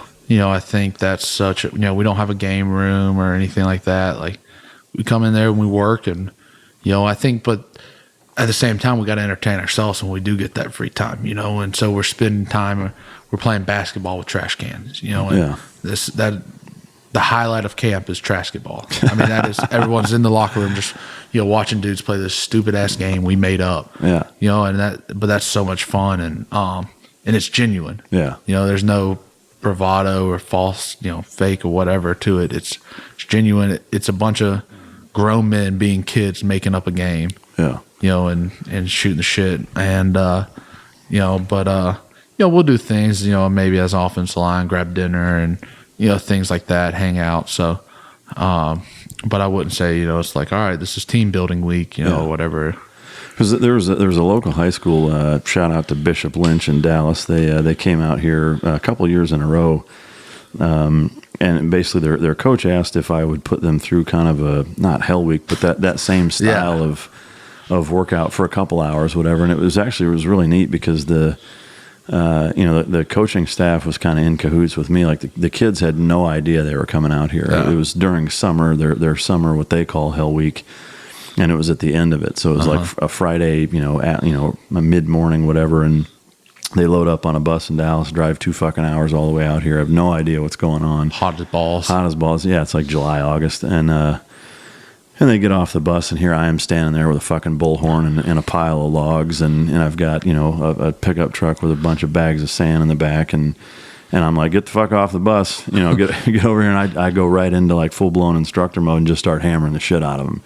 And it was a 2.5, 3 hour workout, and it was all, team building. Like I used a kettlebell, and I said, this is your football, and it will not touch the fucking ground. Yeah. And so they have to pass this 55-pound kettlebell between them. It's always got to be up above their head and whatever, and carrying logs and going down to the pond that I have between here and my barn and getting wet and sandy. And, but it's accountability things and working on communication, all that stuff. But the cool thing about it was that the coaching staff was like, we've learned more about these kids in 20 minutes than we have, in 2 fucking years, about who really wants it, who has heart, who's a natural leader, who has good attitudes, shitty attitudes, whatever. And I've always wondered, like, I can only imagine at that level of dudes making millions of dollars, like, one, they're not going to risk getting injured. 2, they're not going to listen to an asshole like me bark orders at them. But like, to me, I would think that stuff like that would be good for even NFL teams. Yeah. I think there's an aspect of both.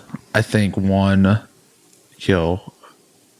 kind of going back to what I was talking about earlier, grown man, you should know by this point what it takes and what you need to do. Mm-hmm. And if not, you're going to get weeded out through the system. Yeah. You know what I mean? At some point, something's going to happen. You might last for a year or 2 years, fake it till you make it kind of thing, but you're going to get weeded out. Yeah.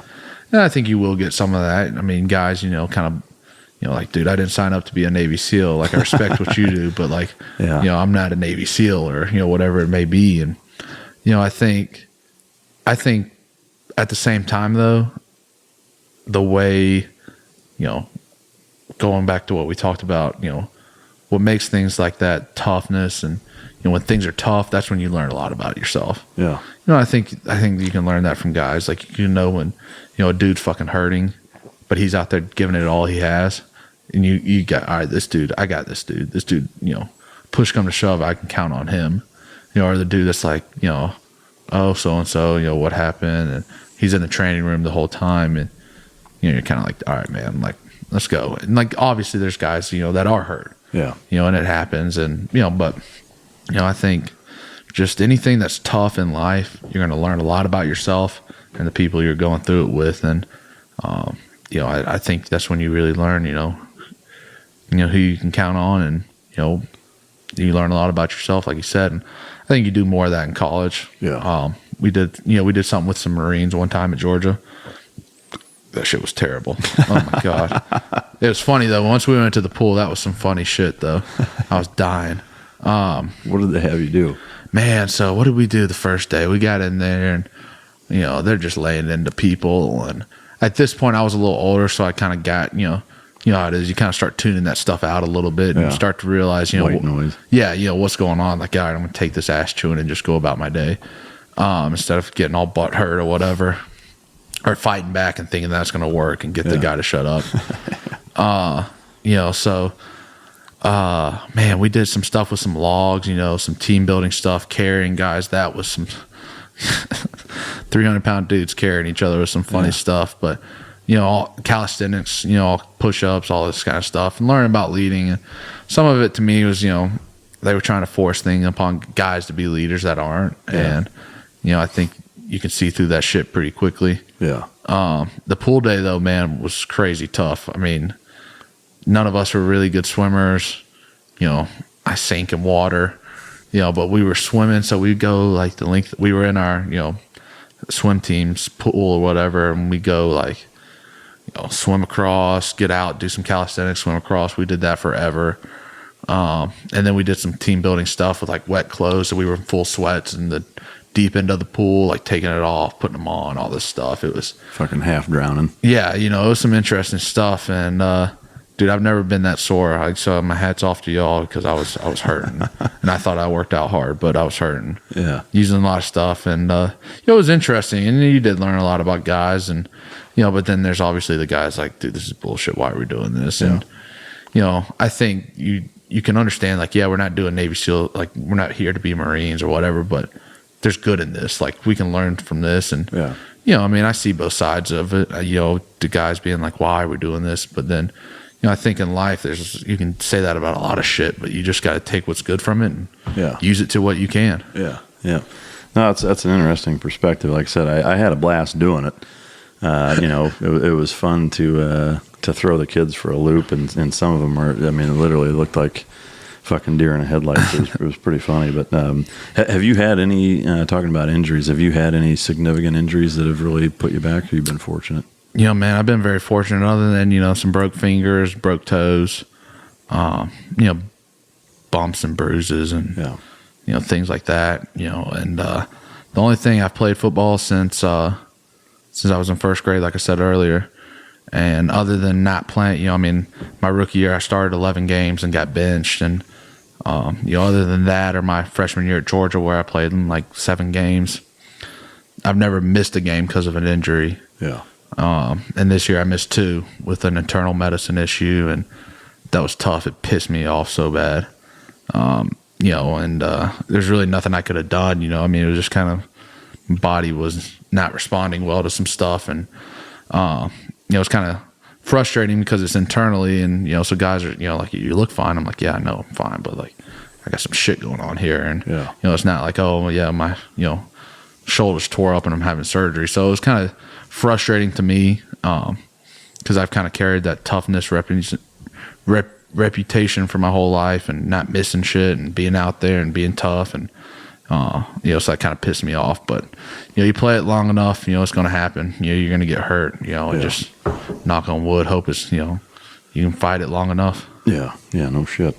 One of the other aspects of injuries that I know gets a lot of media attention is the concussions and the CTE stuff. I'm curious to get your take on just on it, I guess, across the board. I know obviously it's a huge component, and I get like especially with young kids playing full contact with helmets and shit, like, just like with anything, just like full contact MMA at 6, 7, 8 years old, like, there's an element that just from a common sense standpoint, it's like, it's probably not the best idea. But what's your take on, is it a technology thing? Is it, what are your thoughts on the whole concussion issues?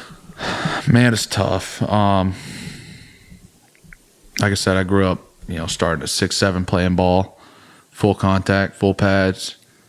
And I loved it. It was, if my parents told me I had to not play, I'd probably thrown a fit, and thrown a tantrum. But I think it's a dicey situation, and I hate to see it because the game that I love and that's been so good to me, and allowed me to do so much in my life is under attack for it. And, I think at the kid level, it's different. If you're forcing your kid to do something and they don't want to do it, then that can kind of be a interesting dynamic, but if the kid wants to do it, I don't see a problem in it. I don't, and then I think once the kid gets older, they can start making choices for themselves. You're a grown man, 300 pounds running into another grown man, there's going to be some issues down the road for you, whatever it may be. It might not be, CTE or brain stuff. It could be your knees give out and you're having double knee replacements. I know, older guys have done plenty of that, so, I think it's tough and I don't think there's a really good answer. You can't make the game of football. The game of football is a violent game. It's violent. And that's what we love about it. That's what, everyone loves about it, to see this orchestrated chaos of violence and, whatever it may be. And, it's tough. I think guys do have issues and deal with it. And, but at the same time, I think, we all knew what we were signing up for, and no one's forcing you to play football. Yeah. I get things were a lot different back in the day and research and, guys didn't know. But whose fault, is that really, they're saying now, concussion is having your bell rung. And, I don't know how many times I've said, oh man, I got my bell rung out there today. Never been knocked out or anything like that. I've never been diagnosed with one, where I'm like, I don't remember my name or, been knocked out or whatever. But, I guess you start looking at the definition, you're like, damn, maybe I've had a lot of those. But, yeah. I think it's just different. I think everything affects someone different. You think of the healthiest person drops dead at 45 of a heart attack, and you're like, shit, like, and then, the dude that's 500 pounds eating pizza lives to 85. It's like, what the fuck? So I think everything affects someone different. And, I think it's just, it's a, something there's not a true answer for. I know what I believe, and, that this is the greatest game on earth. And, it's unreal. And, to me, the only time I'm going to be stopping was when my body tells me to. Yeah.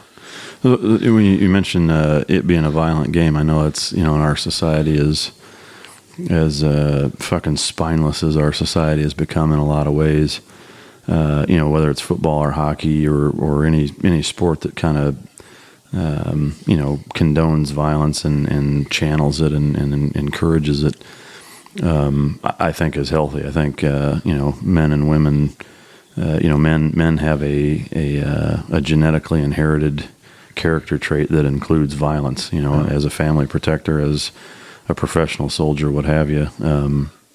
But, I agree. Like, I think there's an element of necessitation of letting young kids engage in violent activities, so that they understand the light switch. We talked about it earlier. There's a football Dave and there's a not football Dave, right? Wow. And that light switch, like, that exists in you. It's ingrained, right? Wow.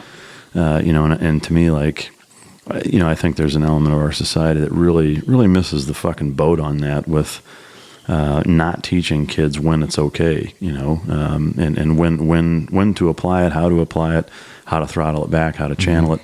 And I think that's why you see more problems today now than ever in terms of violence. Is honestly because they're not being taught how to use it, how to channel it, how to control it, and when it's okay. And football is a great sport for that. But circling back to the concussions, I actually have an idea as to how to stop concussions, and it's actually really simple: is take your fucking helmets off. That's been a lot of talk. I've heard people say that, and it is. Guys are stronger, faster, bigger than they've ever been. Yeah. And so, what is, force times mass or whatever that equation is, that impact's going to be big. Yeah. They are. And then, I've taken my fair share of them. And I can't imagine playing without a helmet. But I think, you start, that's because I've never done it. Yeah. But I think if you start kids, maybe start them in flag, and then they go to, sometime a form of the contact without the helmet, that's all they know, Yeah. then that is all they know. Well, I mean, take rugby as an example. Yeah. Is that, the minuscule amount of concussions that exists in rugby with no protection tells you a lot about that. And that, to me, it's like the difference between bumper cars and your fucking automobile. Yeah. Like if you're in a bumper car, like, you're going to ram right the fuck into I don't somebody. care what. like, fuck it. I got a helmet on. Who cares? Let's do this thing. Yeah, like they'll launch as fast as they can, as hard as they can, head first into a motherfucker. Whereas if you don't have that, you're not fucking doing it, know? I mean, to me, it's like one of those, well, shit, it seems kind of like common sense. Now, from a muscle memory standpoint, like you outfit the fucking Patriots versus the Steelers with no helmets and everything else. It's going to be bad. Like, guys are going to kill each other. But obviously that's an oversimplification. But I really do think long term, like, unless they can develop, which I know there's been some technology with some crazy whiz-bang fucking airbag helmets that. I mean, it's every year. I feel like there's some, hey, try this helmet and help with concussions. All right, dude. Yeah, when it makes you dizzy and fucks you up. But, I mean, it's, I know it's a big hotbed issue, but before we get in kind of the last, probably the most serious, component, is there anything about, just because Tom Brady being the name that he is and you have such a close relationship, is there anything that you can or would be willing to share about him that would surprise people? Let me think. Surprise people. That people don't know about him, I guess. At the end of the day, he's just a normal person. He's just a dude. He's just a guy. I mean, he can't do things that we can do because he is a rock star. I mean, he's the definition of a rock star. But, at the end of the day, he's just a dude. He just wants to cut up, and you hear him like, say something about his kids or, like, oh man, whatever, had to do this. You're like, wow, you do that too? Like, you live a normal life. You know what I mean? It's like, dude, like, at the end of the day, he's a husband, he's a dad. Yeah. I mean, he's a football player and, does cool stuff and freaking has a Aston Martin sponsorship and whatever. But like, dude's a normal dude, and he loves cutting up and hanging out with us. And obviously he's different because he can't just go grab a beer, things like that. But not without getting mobbed anyway. Yeah, but dude is just, he's in there playing games with us, hanging out. Yeah. I mean, he's not. Do you do whether it's you and him or any of the other guys, like, do you ever fuck around with each other, like grabbing hold of each other and horseplay fucking around? I don't think horseplay, a little horseplay, but not with him though. You don't touch, no, we're not horseplaying with that guy now. Yeah, you don't want to fuck his hands up. Yeah, no, but we bust each other's balls. I'll bust his balls and he'll give it back to me, and it's it's fun, and but as for him, no horseplay for him now. Yeah, too valuable with the insured hands. Yeah, so he won't be coming out here getting any bite work in the fucking suit then, probably, huh? No, I think I don't think that's a good idea. Yeah, you have the whole region of the Northeast fucking mad at me. Yeah, you have them on your doorstep. That'd be good. Yeah, shit. They can join PETA. All right, so kind of the last block of a handful of questions are a little bit more on the edgy or serious perspective. I know I'm curious as we get into them. The first thing I wanted to talk about was, I know it was a little bit before your time there, but the Aaron Hernandez situation, was that did that have an impact or an effect on you as a team, or was it just, again, you compartmentalized? No, I mean, that was so before I got there that I really just, I was catching the tail end of it, in a sense. And so I didn't even, realize what was going on. Didn't know the guy. Was there an element of the team that it did impact because of the severity of it? Or was it just, again, kind of like, well, it's fucking is what it is? Like I said, I can't really tell you because I wasn't a part of it and don't really know. So that's kind of not anything that I was involved with. Yeah. Amen. So next thing, this is something that it's a hotbed topic to a certain extent, even in the military, but especially with professional sports, is performance enhancing drugs. Okay. And my opinions of them, are what they are, and I'll just tell you real quick, like, to me, whether it's fucking professional cycling or MMA or whatever, like, the fact is that most people use them in terms of the military, like. I think that we should give our. Do y'all get tested? Yeah. Okay. We get urinalysis all the fucking time, but not all the time. I mean, they're random, but they can be at any time. Yeah. And sometimes That's how we are too. Yeah, there may be several in a month, there may be none. You know, so you always know that every fucking morning when you walk in, that chance exists to get tested. But for me, like, I just don't give a shit. You know, I don't know what the I don't know what the fucking uproar is, honestly. Is that because to me, I look at it as where do you draw the line? In that, you know, okay, it gives you a competitive edge. Well, so does having a better coach. So does having a better nutritionist. So does having a better fill in the fucking blank. Yeah.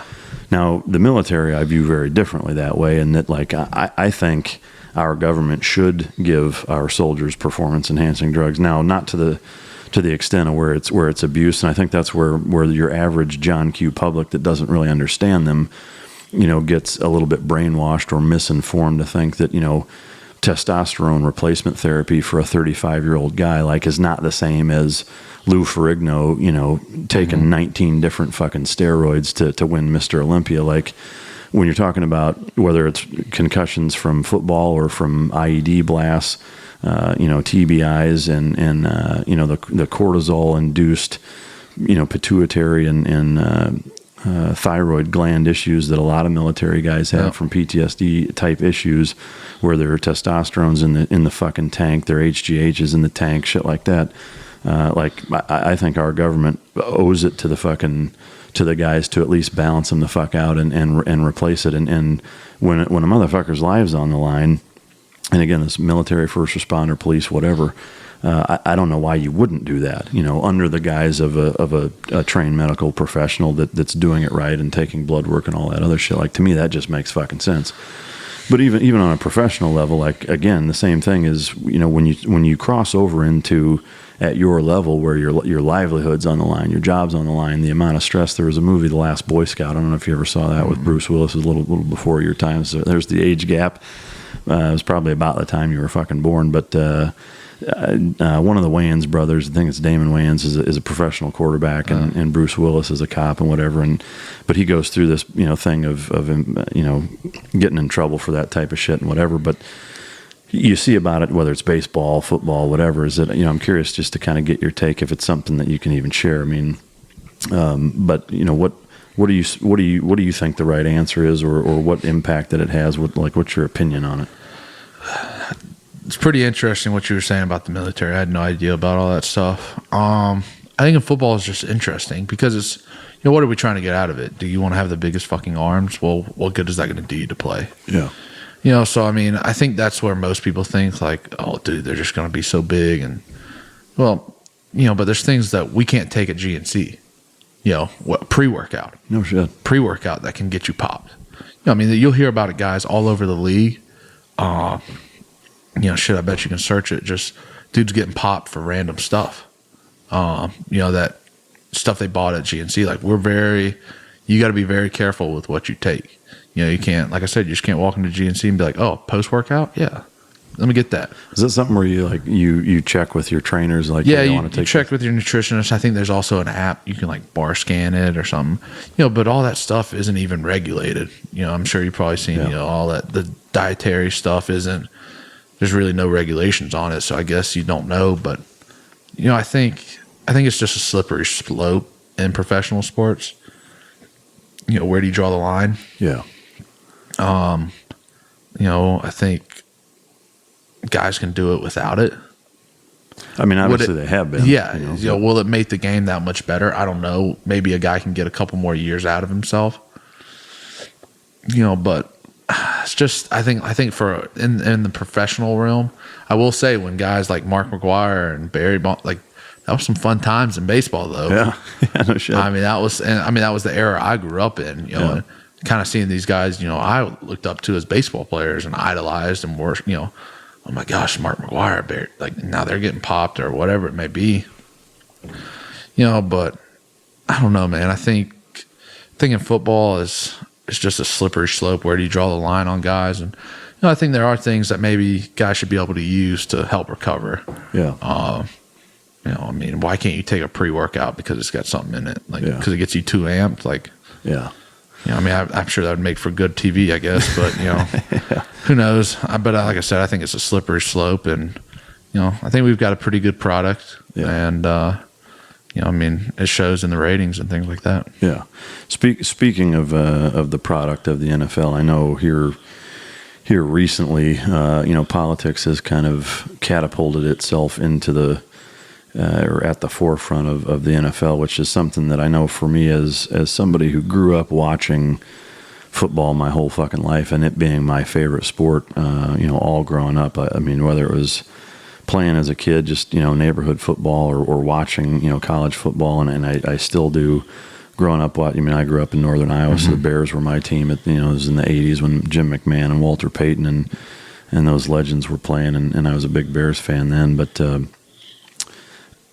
especially from a military standpoint, I can tell you that that's one of the few things that most military guys growing up with, watched as a kid, and to watch it on AFN, which is the military network overseas. Like if you're in fucking Iraq and you get to watch the Super Bowl, like it's the one fucking 2 hour, 3 hour, 4 hour block of time where like you don't have to worry about getting blown the fuck up, or getting shot in the fucking chest or whatever.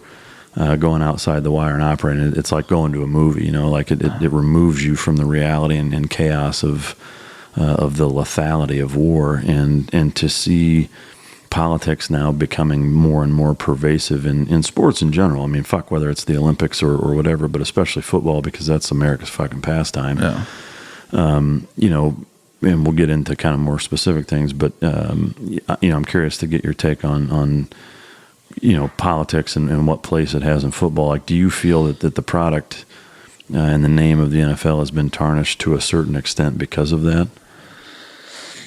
I think being a football player, you have a platform, and you can use that platform.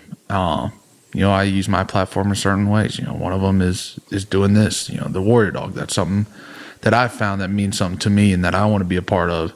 And guys have that for everything. There's 100 million. I think it's really cool, the cleat thing we do, because you see all this stuff that guys are involved in. And I think that's so cool. And it's just when people want football players to use that until it's something they disagree with. And then you shouldn't do that. Mm-hmm. If you want to do it to support, cancer, that's great. Yes, do that. Give us our money. But once it's something we don't support, now it's bad. Shut the fuck up. Yeah, you don't know what you're talking about. So, I think that's kind of a double-headed sword. And I think now, even in this country, now we've gotten to a point where we disagree with somebody, that means you hate them. Yeah. Well, that's not the truth. Just because someone views something different, we're so far apart that now that means like we got to hate them. Well, that's bullshit. Like, it's just you disagree. I see it this way, you see it that way. All right. How can we maybe meet in the middle here? Yeah. So I think, I hate seeing politics in football because I'm not a politics guy. But there's a lot of things that guys are passionate about, and a lot of guys that I respect. And, it's their freedom, and, and how I see it sometimes is, you and guys like you have fought so guys could do whatever they wanted to do. Mm-hmm. That's, good or bad. That's what America's about, is freedom. Yeah.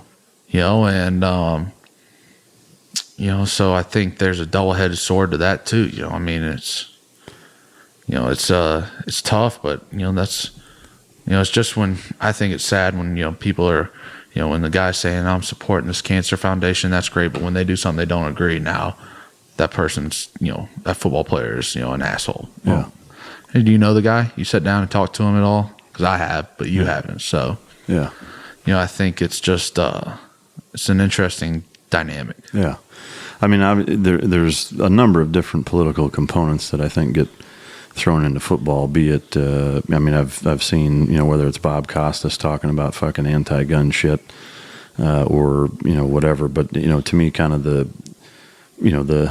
no pun intended, but the kind of the varsity squad, political issue is, in terms of started by Colin Kaepernick with the kneeling of the anthem, during the anthem, and how many people that's pissed off. And I'm assuming that's kind of what you're alluding to with, with what you're talking about. And to me, and this may surprise a lot of people, but, I have very similar sentiments in that, one of the things I had Nick Irving on as one of my guests a few episodes ago, and we talked about race. We didn't get real heavy into that, but similarly, in that, one of the things that I had mentioned was, the use of racial slurs being something that offends people, quote unquote, and my take on being offended by something like that is A, stop using it if you don't want it used, but B, is that, as soon as I say that something you're doing offends me, I'm turning over the control of my emotions over to you by doing that. And to me, like, to walk that same line of saying, I can tell you as a military guy who have lost fucking, some of the best men I've ever fucking known and ever will know, that are husbands, that are fathers, that are brothers, that are sons, that have fought and given their fucking life, for this country, and have been draped under that flag and buried during that fucking song.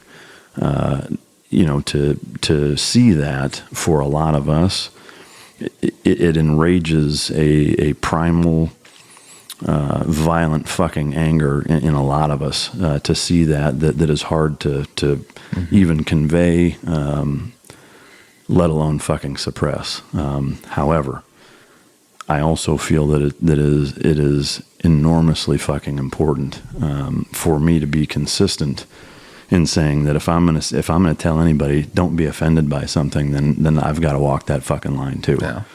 And as much as it fucking pisses me off to see that, the fact is that yes, it is, whoever's right to do that. There is one caveat though, from a business owner standpoint that I don't get. To me, like, from a freedom of speech standpoint, should it be illegal? Absolutely not. Yes. Exactly. I mean, people should be able to do whatever the fuck they want, and I agree wholeheartedly with that. What I don't understand is the NFL is still a business. Mm-hmm. It's still a product. And the reality of it is that most viewers of the NFL are, blue collar, patriotic, military supporting, type of folks. It's a similar crowd to NASCAR or whatever. I mean, obviously it's an overgeneralization, but it is a huge market share of the viewership and quote unquote the customer. What I don't understand, I guess, is that no different. I mean, to me, like, game day, like that, you're at the fucking office doing your job, and I run a business. I have employees here, and I can tell you that, like, if any one of my employees was, in my view, disrespecting the flag in a manner of that at work, on work hours, wearing the uniform, while they're doing the job that I'm paying them to fucking do, not only would they be fired, man, their shit would be in the front yard on fire. Like, my foot would be up their ass getting them off the property. I guess for me, what I don't understand is the lack of differentiation between those two things of saying, hey, your platform is what it is. If you want to start your own nonprofit, start a campaign, you're doing an interview off, while you're not at fucking work, like, that's your business. And yeah, like, freedom of speech, you say whatever you want. But, when there's a code of conduct in place and you're wearing the uniform of the organization that you work for, and you're at the office on or as a performer, essentially on fucking stage, like, there's certain, rules and regulations that need to be adhered to. Again, like, I don't think it should be illegal. It's Robert Kraft or whoever owns whatever team, that the coaching staff, whatever, like, ultimately it's their call if they want to allow that to happen. What I don't understand, and what I think a lot of people like me don't understand, is why they allow that, from a business standpoint, I guess. Yeah. I think that's a good question. To me, it boils down to political correctness, I think. Yeah. I mean, I don't know. I mean, I've never sat in one of those meetings, about that or whatever, but yeah, I do, you hear stuff about all the stuff that was going on and ratings were down and people were outraged by it. And, I understand that. And, the only thing I knew is I knew why I was standing and what it meant to me and, what I believed in. And at the same time, seeing those guys and, being like, I don't get it. I don't understand. I don't think it's the right time or place, maybe. but at the same time, it's their right or whatever. And I think, I don't know, maybe it was just something that kind of came out of nowhere. People weren't prepared for, or whatever. But, I've never ran a business, so that's hard for me to speak on. I don't know how I'd handle that. Yeah. Especially in that situation. I think it's just tough both ways. Yeah, I mean, for sure, it's a bit of a lose-lose because what are you going to do? Fire 10 of your best players or whatever? Yeah. It's so. Then now, what are you doing to your product? Yeah. Whatever. Are you going to fire the whole team if the whole team did something? Now what are we? Now you have no product. Yeah, I mean, I guess it's still a business. I mean, I guess I look at it that no different than if you're going to treat if you're going to make Brady run a lap for fucking something up, like to be truly consistent. Like, okay, here's the protocol. If this is the protocol, like you don't follow it, you get fired. If it means we don't have a football team, then that's what it means. Now, are they going to do that? Probably not. But then there's no money coming in. Yeah, but I mean. I guess that's unfortunately where the rubber always meets the road is fucking money. Oh.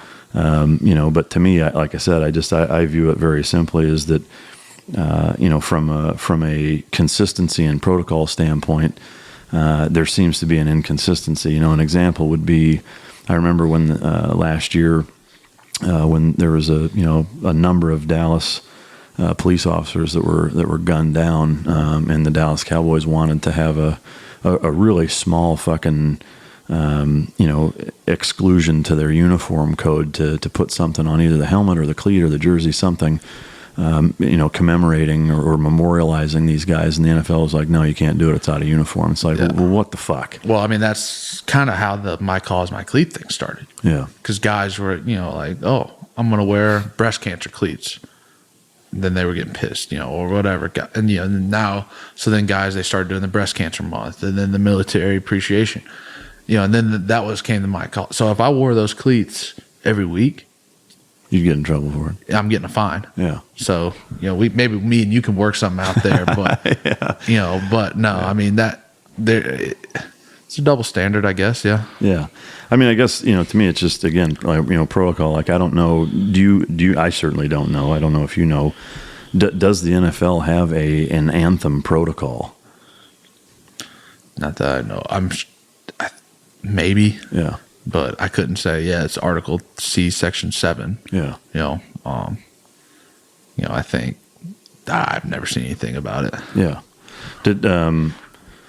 In terms of that, as that was going on, like, did that affect any of the locker room dynamic, or was it pretty compartmentalized? Like, was there any rifts between? No, there wasn't anything like that. I think guys, like I said, going back to the locker room, guys can talk. You can sit down and have a conversation with somebody, and you might walk away and be like, dude, this dude, idiot, he's not understanding what I'm saying, whatever. But at the same time, you're going to come back and you're going to be able to work it out. There's going to be some middle ground. Yeah. So that's what I was saying. Sometimes I'm ignorant because I'm sitting here talking to a guy about something and we can reach a middle ground. But then, these people that, are supposed to be, all brilliant or whatever, can't reach middle ground together. And, so that's frustrating to me because I live in this small bubble of a locker room with guys from all different backgrounds, everything like we've talked about. And we can have a legitimate conversation about hard topics and walk away from the table and not hate each other, not think each other's complete idiots, whatever it may be. And so it's frustrating to me to see in our world that we can't incorporate that. And I don't understand how we can't. Yeah.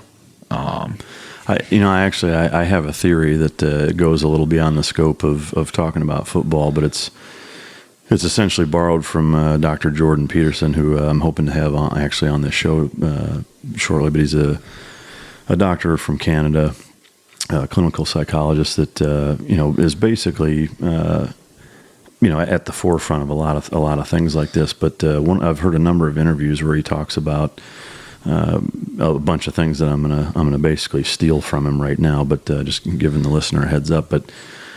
I think to hear you say that to a lot of people listening, it's a little counterintuitive, right? To think that two big fucking burly angry, aggressive, violent when they need to be. Professional football players can sit down and have that conversation and not get in a fight about it, right? Where I think our society has drifted so fucking far beyond the pale of what's biologically appropriate and normal is exactly that, is that, to me, the reason why you guys can do that is because as two grown-ass fucking, violent if you need to be protector type men, like most of us are, in the circles that you run with and that I run with, is that you and I know that when we discuss something, negotiate, hash shit out, whatever, that there is another step. Yeah. And that other step is violence. Yeah.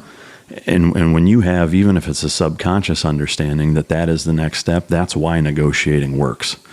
And so, unfortunately, I feel like, and again, this is a lot of things I've heard Dr. Peterson talk about, and I'm expounding on them maybe, is that the reason why our society is so fucked up is because that element ceases to exist now. Whether it's, children that aren't being parented properly, because the parents are cut off at the knees because they don't have the ability to physically reprimand their kids, and now their kids are like, well, what the fuck are you going to do about it? You see it in schools, you see it with parents, but you see it it's pervasive in our society, and keyboard warriors that run their fucking mouth and are never held accountable for it by anybody because they know, you're going to go to jail if you fucking touch me. Yeah. So they'll sit there and run their fucking mouth, and they can have. But in public, they wouldn't say it. Well, I mean, to me, you see it, whether it's mainstream media or whatever, you see a lot of people that they either know or truly believe because, well, I haven't had the conversation with them, maybe you haven't either, but they know most people aren't going to touch them. Yeah. So that they can have extreme viewpoints with absolutely no room for negotiating whatsoever, because there is no step beyond that's going to hold them accountable. Oh. And to me, like that is one of the textbook principles or foundational principles where I believe our society has truly lost its way. Is that most people's inability to understand that next step is what's keeping a motherfucker honest and making him compromise. Yeah. No different whether it's on the macrocosm of militaries or governments negotiating things so that they don't go to war, but both fucking countries understand, hey, the gloves can come off and we can go kill each other if that's what it takes. Two fucking NFL players understand, like, if we need to fucking take our helmets off, like, we can do that. Yeah. I mean, I think it boils down to respect, though, also. Absolutely. There's that level of genuine respect of each other. Yeah. But like going back to what that know that this could get bad. Yeah. Well, because to me, that's where respect comes from ultimately. Yeah. Because, I mean, you see it a lot, again, in social media is fucking Satan's tongue as far as that's concerned, with people that just run their fucking mouth and aren't held accountable for it because they know they don't have to be, and so they don't respect anybody because nobody is ensuring that they do. Yeah. But it is neat to hear that, and I think it surprises most people probably hearing it, but it's nice to hear for me and from my perspective, that you guys have those kinds of conversations and you have them like grown ass men and adults that that try to understand each other and come away from it that way. But again, there's a lot of elements to it that that are very complex and I'm sure will continue for years. But it's, to me, it's both refreshing and interesting to get somebody who's living that world, the take, and it sounds like it's pretty similar to mine. Like I said, I don't understand from the business side of that, but that's maybe we'll get your boss in here, have Robert Kraft come down. I'm sure he'd be willing, right? But at any rate, one of the things I like to, as we wrap up, is there anything else that you want to talk about or address before we kind of wrap things up? No, man, I just appreciate you having me down here, man. I'm excited to get to see what you do in your line of work, and appreciate everything you've done and what you continue to do. Well, it's truly my pleasure, honestly. I mean, I know I speak for myself, but also for a lot of military folks, and that the reason that we do what we do is because of everybody like you and everybody else. Is that whether it's the New England Patriots or the fucking accountant that prepares taxes or whatever, is that it's the citizens of the United States that make our country worth fucking fighting and dying for. So it truly is our pleasure. But one of the last questions, or the last question I like to ask you, just not to put you on the spot, but just because I like to wrap it up on a positive note, is what are you most grateful for? Man, what am I most grateful for? It's tough, man. I think it's hard. I've been so blessed, and it's just, like we talked about, I get to live a dream every day and wake up and do what I love. But I'll say I'm grateful for my wife. Yeah. Little brownie points at home, huh? Yeah, that's right. You want to give a shout out to the missus? Yeah, Mackenzie. Hope you're doing good in Athens. See you soon. Love you. It's good shit. All right, so that essentially wraps it up. What I would like to finish with is again, just, you talk about the platform that that you guys have on a grand scale, and most people can't even begin to fathom the reach that guys in your position have, and for somebody like me and what we have going out here in bumfuck Cooper, Texas, to have you pick us as a charity and have your support is truly fucking humbling, and I mean that from the bottom of my heart. I mean, it's we're very passionate about what we do here, but to have the attention of guys like you and your support and doing the My Cause, My Cleats thing and what that raised for the foundation and even way above and beyond that is, from an awareness standpoint of bringing it to the forefront is really the reason why we have the ability to do what we do here. I'm looking forward to showing you the dogs tomorrow, and I'll jump in the suit and do some bite work. So I don't need the Patriots pissed off at me for fucking your arms up or anything. But to show you all that stuff, and more than anything, what I hope that you glean from the visit here is we've got about 15 dogs right now, and every single one of those dogs is here because of people like you, supporting us and giving us the funds and the resources and the ability to take care of them, because every one of those fucking dogs would be ashes in a box on somebody's desk or in the ground somewhere, if it were not for people like you helping us do what we do here. So I cannot thank you enough for your support on that, and really, really appreciate it. I appreciate it. All right, ladies and gentlemen, as always, it's been a pleasure. We're going to wrap it up here. I have to thank you guys, the loyal listeners, for your support. This podcast would not exist if it were not for everybody that does such a fantastic job of tuning in every week or every other week or whenever the fuck we decide to drop podcasts, whether it's 7 days, 10 days, 14 days. But I'm floored and humbled by the support that I have gotten from this, and given me the ability to sit down with guys like Mr. Andrews and all the preceding and follow-on guests that we will have. But thank you guys for listening. We appreciate the hell out of you. If you don't like it, as I always say, choke yourself. And we will see you next time. And again, this is Mic Drop.